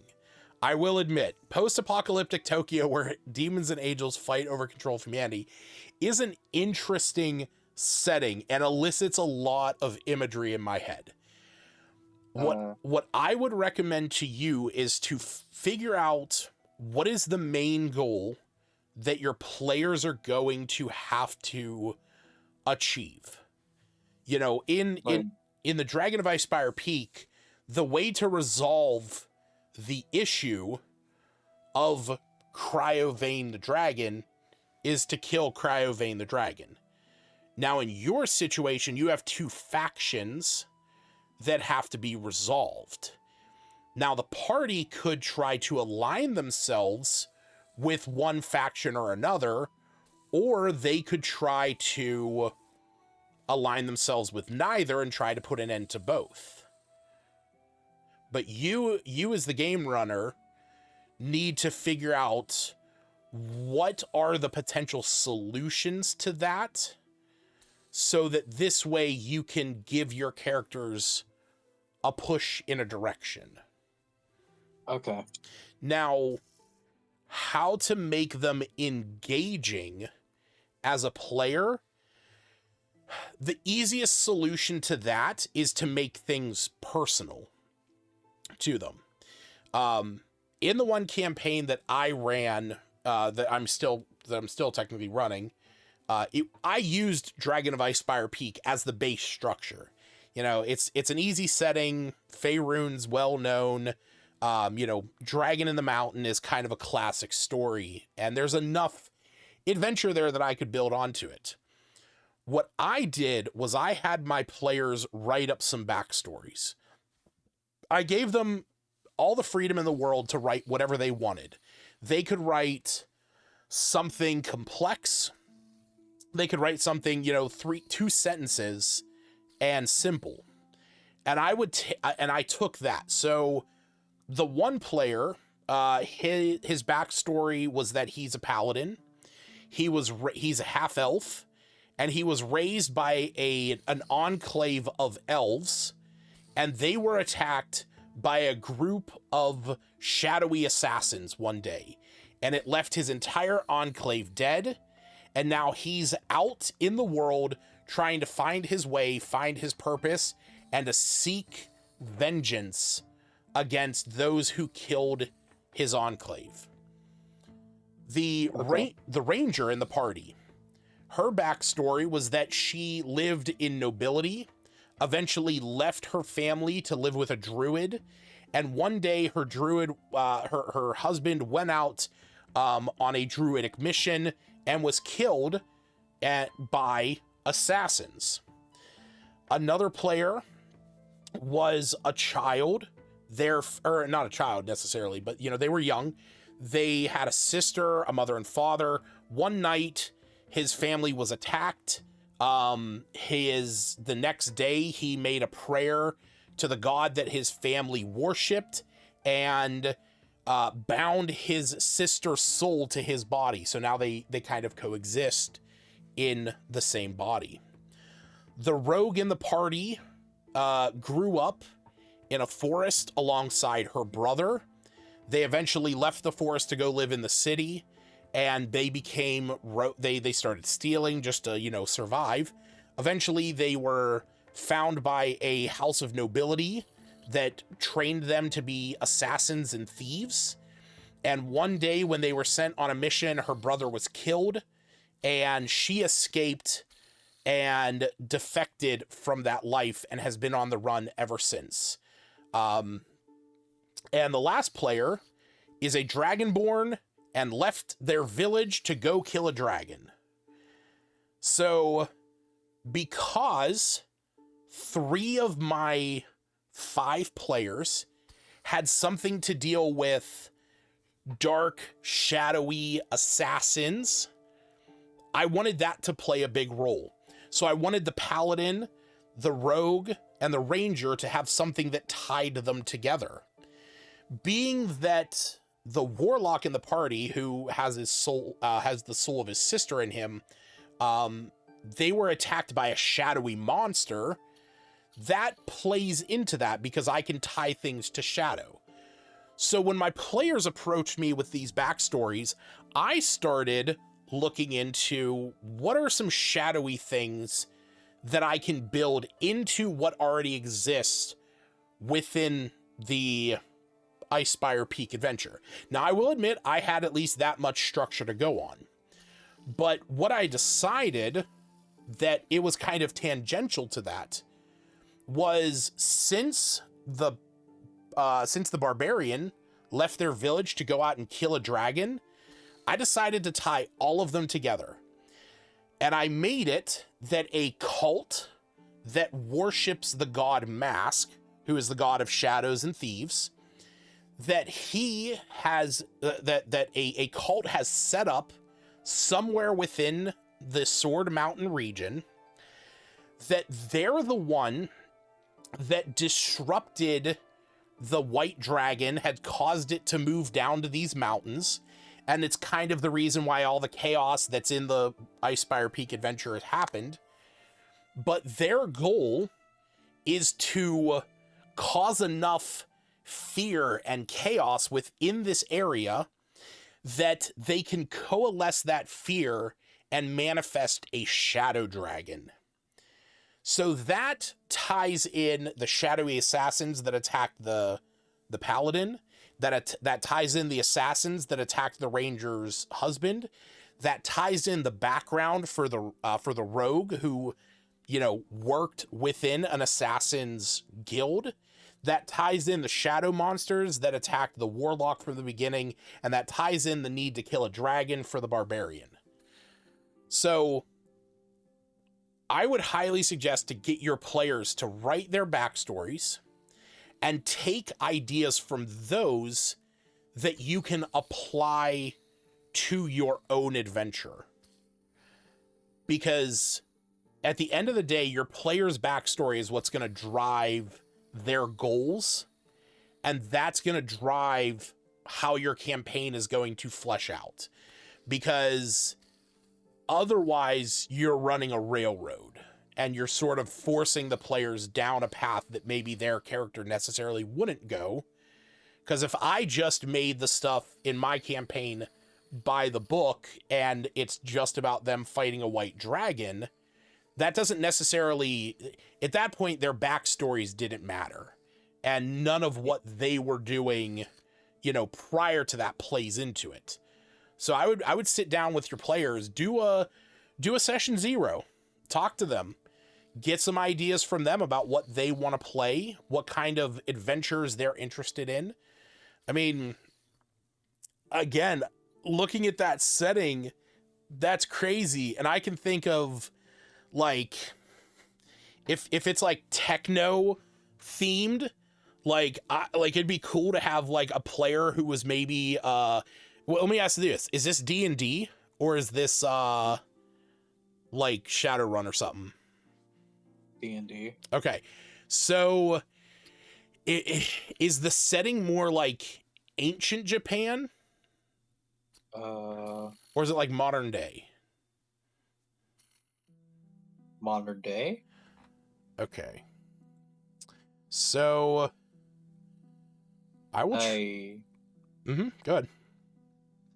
I'm sorry. No, it's all good, man. I'm gonna try and find it. I actually have a really cool PDF that had like modern day 5e classes. I don't know where I put that. Okay. Yeah, so like I said, I would say, you know, a good starting point for where you need to, you know, for where you need to jump off of, get an understanding of like what you necessarily want to see the players achieve. Okay, have an understanding of, like, even if it's 3 options, like in your case, or in the case of like what I mentioned before, do they side with the demons? And, you know, do they take some place alongside them? Do they side with the angels and maybe take a place aside them? And like the angels are going to be, you know, the main power, or that they're, you know, fighting both. And if they're fighting both, then maybe they have to work with one of the factions to help fight the other. And then they turn against the faction they originally sided with. But I would sit down with your players and just ask them first off what kind of characters they want to play, what kind of backstory are they thinking about, and what are some kind of adventures they're interested in. Because if you have you know 5 people that are playing in your game, and you know 4 out of 5 of them are really interested in like a, you know, tight-knit socio-political intrigue campaign, I mean, you can play more into that to fit their wants and desires. But if the majority of your players just want to, you know, kill some demons and, you know, fight some angels on the battlefields of post-apocalyptic Tokyo, well then, you know, you can build more towards that. But you got to find out what they want. Yeah, okay. One more thing. Yeah, what's up? So it's just that, well, it's just a gameplay idea, not sure how it would fit out. Okay. Do you know like monster collecting? In what regard? Like, you mean the genre of like video Genre. games? No, just in general, like monster catching in general. Yes, but to what degree? Like Pokemon as an example. Right, but I'm what I guess let me rephrase my question. Are you referring to like in D&D, like within an RPG? Okay, let me explain it better. Sorry. That's all good, man. So, I'm kind of basing a little bit off of the game that I like, Okay, what's the game? Shin Megami Tensei. Oh, okay. Yeah. Yeah, and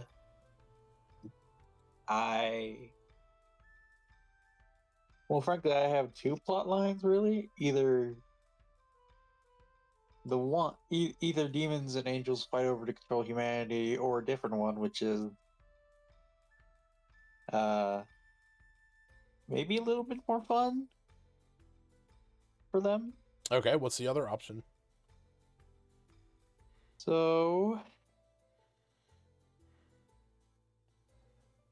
Lucifer was able to kill God. The angels are in denial, don't believe Lucifer, and they're still declaring war on the demons.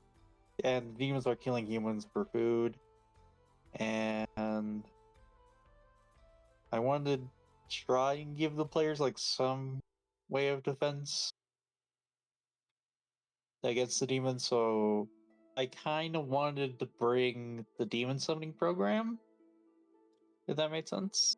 I mean, I don't know what demon summoning program is, but I will say what you just said is in my opinion, is a far better structure for a campaign. You have a clear, Is it? yeah. I mean, let's look at it this way from the like a GM perspective. To sit down and say, okay, post-apocalyptic Tokyo, demon and angels are fighting over control of humanity. That's really generic, and you have a lot of ways that can go. But if you say Lucifer killed God, the angels are in denial that God is dead and have started a war against demons who are now free to roam the mortal world feeding on humans, you now have a huge opportunity to drop your players into that, because now your players have potential goals. One, convince the angels that God is dead. How they do that, you'd have to figure that out. Two, maybe they confront Lucifer and they get Lucifer to admit that he killed God and, show some proof. I mean, if God has a physical representation that he's able to be killed, maybe Lucifer has that trophy. But but that conflict, you have now given them a concrete reason why this conflict is now existing in their space. You are now giving them the opportunity to, possibly in that adventure, the goal might be to resurrect God in order for God to, send, to destroy Lucifer and to send the demons back. Or maybe the players have to defeat Lucifer first in order to then resurrect God so that God can, rid the demons of the world. And so the players have to, fight. Maybe they have to fight through this burgeoning hellscape that's developing on Earth in Tokyo, where, the demons are starting to take over. The angels are a bastion of good, but to them, they don't really care if humans die in the process. For the angels, they're just looking at it from the perspective of, these demons are intruding in this world and we need to kill them, but they don't really care if humans die. So there's kind of a, both sides are bad to a degree, but, the demons are technically the more evil of the two. In my opinion, that's the adventure hook you need to go with. Again, I don't know what the demon summoning project is. Let me see what this is. Demon summoning program. Allows for humans with the capability to utilize demons in... Oh, so you're talking Monster Collector is like players being able to, catch demons and be able to use them and stuff? More like convince them to join the party and then fight for them, yeah. So, not out of the realm of possibility. So I will say this. 5e because of its combat structure struggles with any mechanics that introduce more creatures onto the battlefield on the player's side of things. Like, Okay, that makes more sense. like if you, because I've struggled with this. I used to run a campaign where one of my players was playing a warlock who had the ability to he was playing a Fey warlock who had the ability to like essentially catch Pokemon. He was a Pokemon trainer through and through, essentially. He had one main Pokemon that was like his spell casting conduit, and then he was also able to have two other quote unquote Pokemon out, which were just creatures. The thing is that when you do that, it adds to combat initiative because each one of those things should be able to function in a capacity that makes them feel important to combat. But when you have like one player, for example, doing that, you create an imbalance in their control over battle. And stuff like the spell summon, whatever, like there's summon, God, what is it? Summon beast, summon celestial, summon construct, where you're able to like manifest like spirits of stuff within those spells.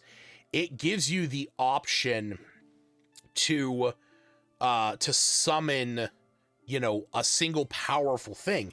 But then you have stuff like the conjure spells, like conjure animals, conjure elemental and stuff like that, where you can create multiples of things. Anything that adds to your initiative count increases the longevity of combat. So something that I would recommend if you do want to go down the route of like your party being able to convince demons or angels to join their party to fight alongside them, is to make them like minion stat blocks where they don't necessarily outshine or rank with the party, but can be used as fodder. There's an example in the Nimble book system. Let me grab that book. There's a class in it called the Shadowmancer that actually handles that kind of like add-on to combat really well, and in a way that I feel like most other systems don't have a great handle on. And the way that they do it is that as an action, you can summon a spirit that then you can command.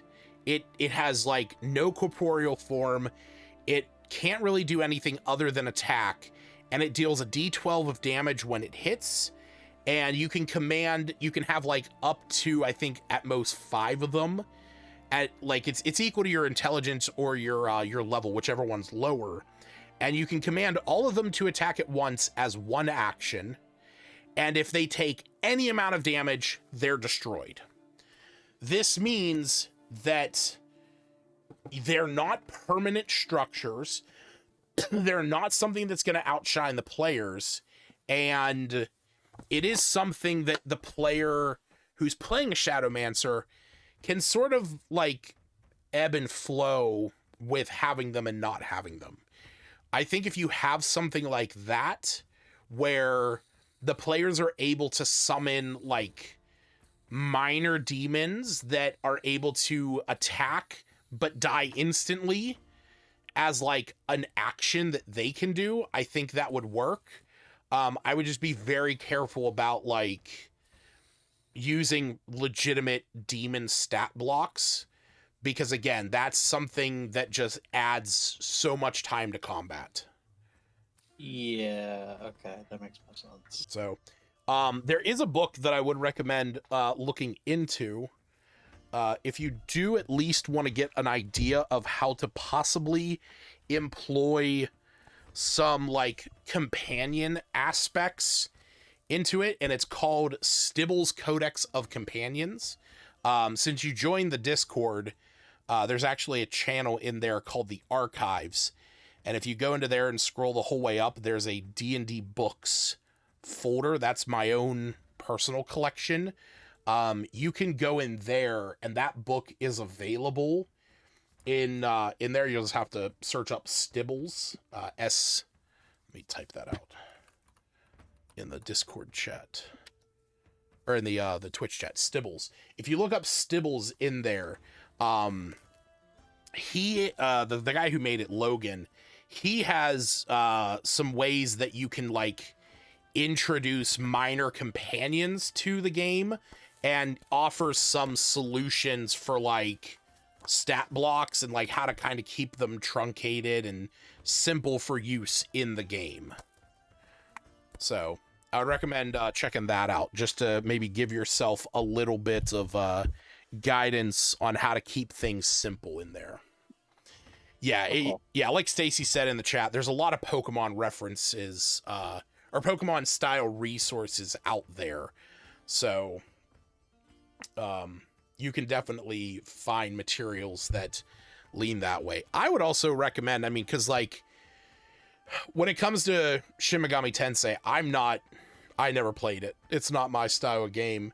But there is a subreddit called the DM Academy that I would highly recommend. If you use Reddit at all, you can head over to the DM Academy subreddit, and you can ask your questions over there. And I mean, I would just posit to them like, I'm looking to run a Shin Megami Tensei style campaign, and I want help figuring out a system to allow the players to, utilize some lesser demons or, some lesser divine creatures in battle. Does anyone have suggestions? Because unfortunately, I don't have like the best suggestions towards how you could accomplish that. I only unfortunately have the follies of when you don't have good advice. That is understandable. Yeah. So, but yeah, I mean, like I said, man, I think what you have right now is at least, with that whole thing of Lucifer killing God and, the war breaking out over that, I think you need to run with that.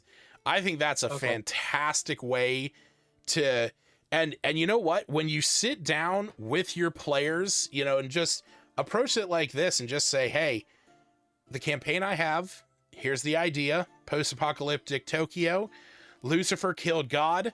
The angels don't believe that God's actually dead, and they're declaring war on the demons. And now that God's dead, the demons are flooding into the material plane, and they're just running rampant all throughout the realms. And this is where your characters are coming into play. What kind of characters you want to play as?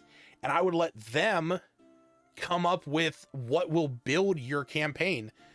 I personally would love to play in that, like if I were to play in that, I think I would probably lean like a conquest paladin who, like, hearing that, I would say that I would run you know what I would run? I would run a vengeance paladin.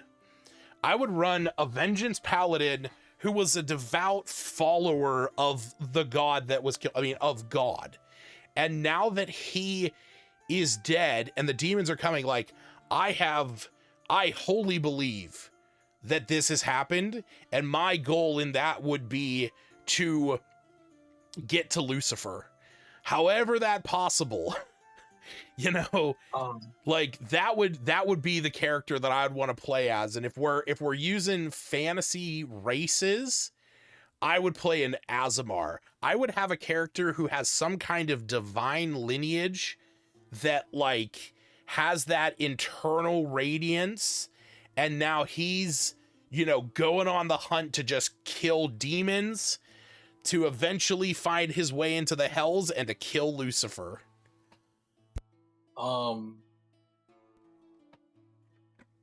So it's kind of like I have an alternative for that. Okay. I'm not sure if it's gonna be a good plot twist or not.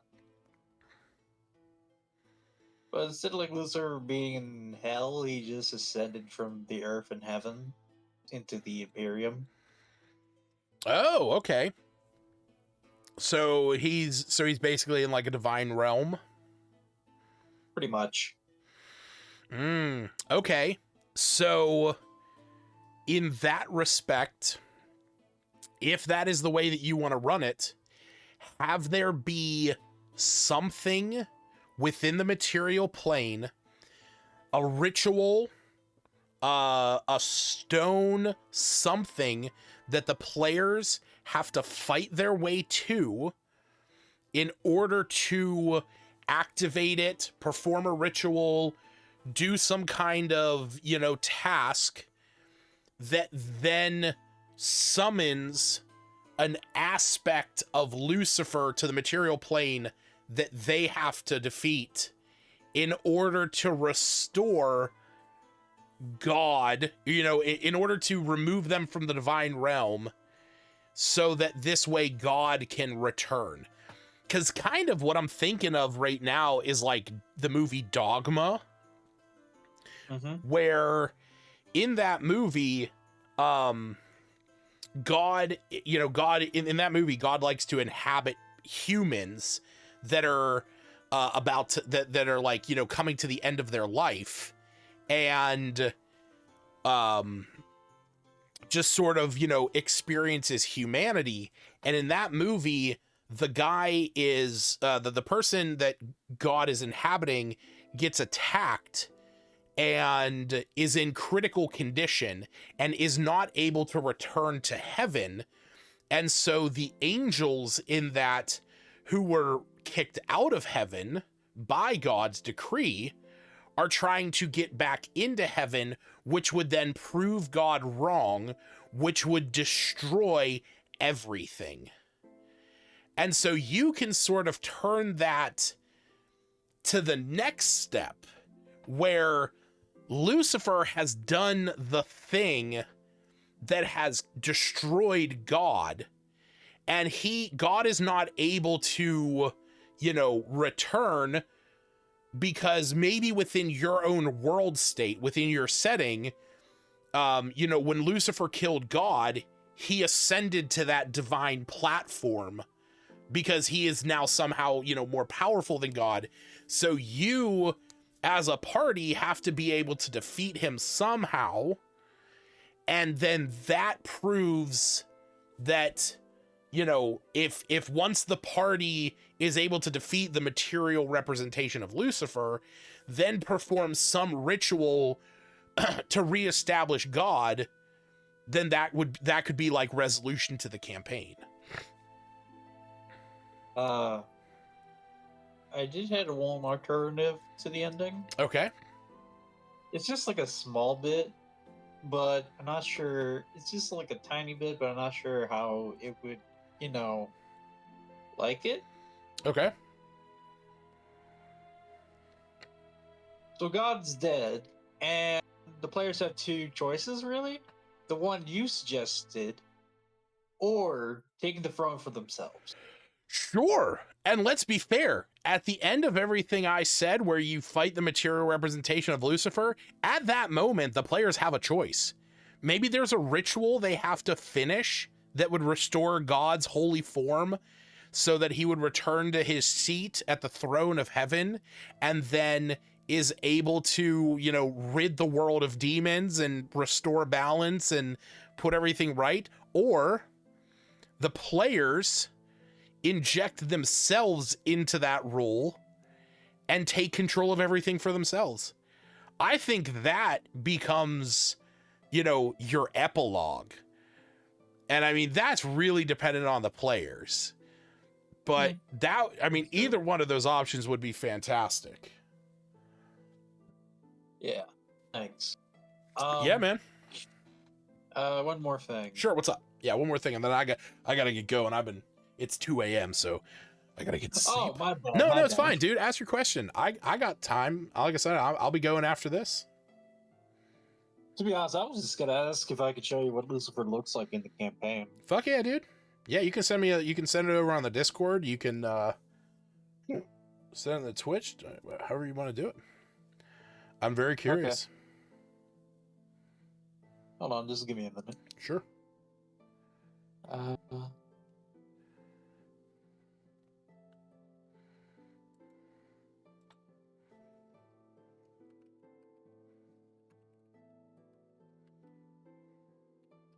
Okay. Do you want me to DM you the image? Or... Yeah, you can do that. That's perfectly fine.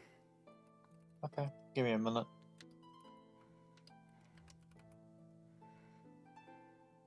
Yeah. Sorry for taking up your time. Dude, Well, most no, of it. believe me, this is something I've thought about doing this more in the past, having folks jump into a one-on-one and, you know, ask questions. It's just rare that a situation like this presents itself. So, yeah, Yeah, I'm all that's for true. this. I sent it. Cool. Let me double check. Is that the one? No, wait, that's not from Dante. I was about to say there's the Eiffel Tower in the background. That's Tokyo Tower. Ah, okay.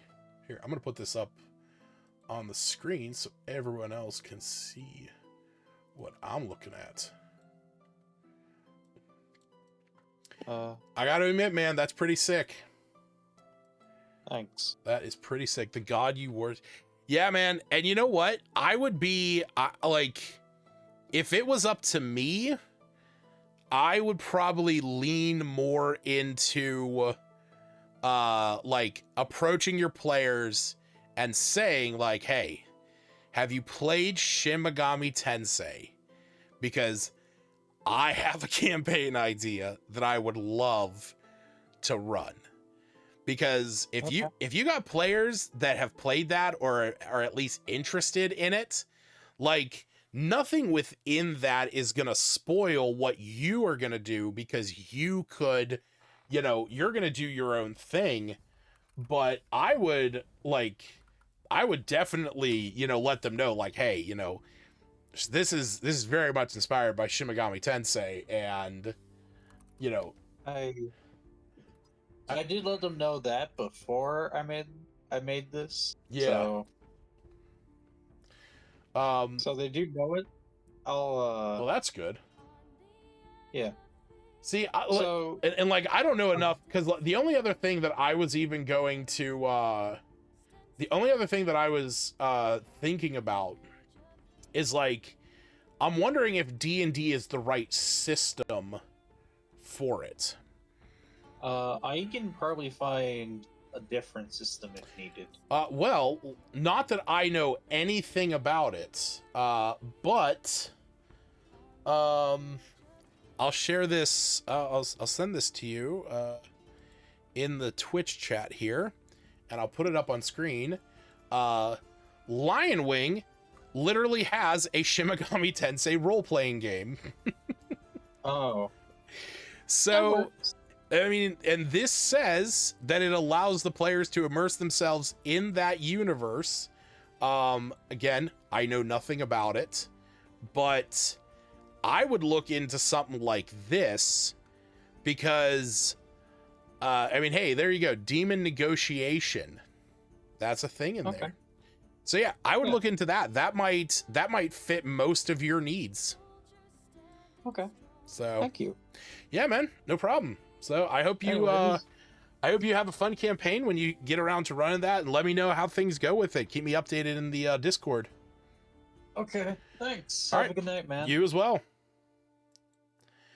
Oh, that was wonderful. Thank you to Aiden Shark for hopping in and chatting with me for a little while. I hope you have the best adventure that can happen, because I'll tell you what, I really like the idea. Like, I will admit, that is a concept. as somebody who runs a lot of religious themed campaigns that involve various gods, I mean, not that I haven't considered a campaign where one god kills another and there's a war that breaks out between the two factions, but like basing it on more like Judeo-Christian gods of, you know, like the god and Lucifer, that's fantastic. And I'll tell you what, it has given me a fair amount of ideas for future campaigns as well. So thank you for that. But I am going to head out for the night. I'm going to get some sleep and relax tomorrow on my lovely day off.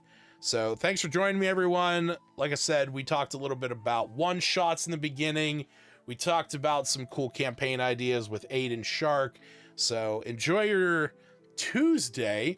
And if I don't see you before then, I will see you guys when we do our next stream on Thursday night for the first 15, where we'll be playing City of Beats, Growth, and Masks of Mask of Mist. Yeah. So if you want to see some new video games that I'll be checking out, join me on Thursday at 10:30 Eastern. So good night, everyone.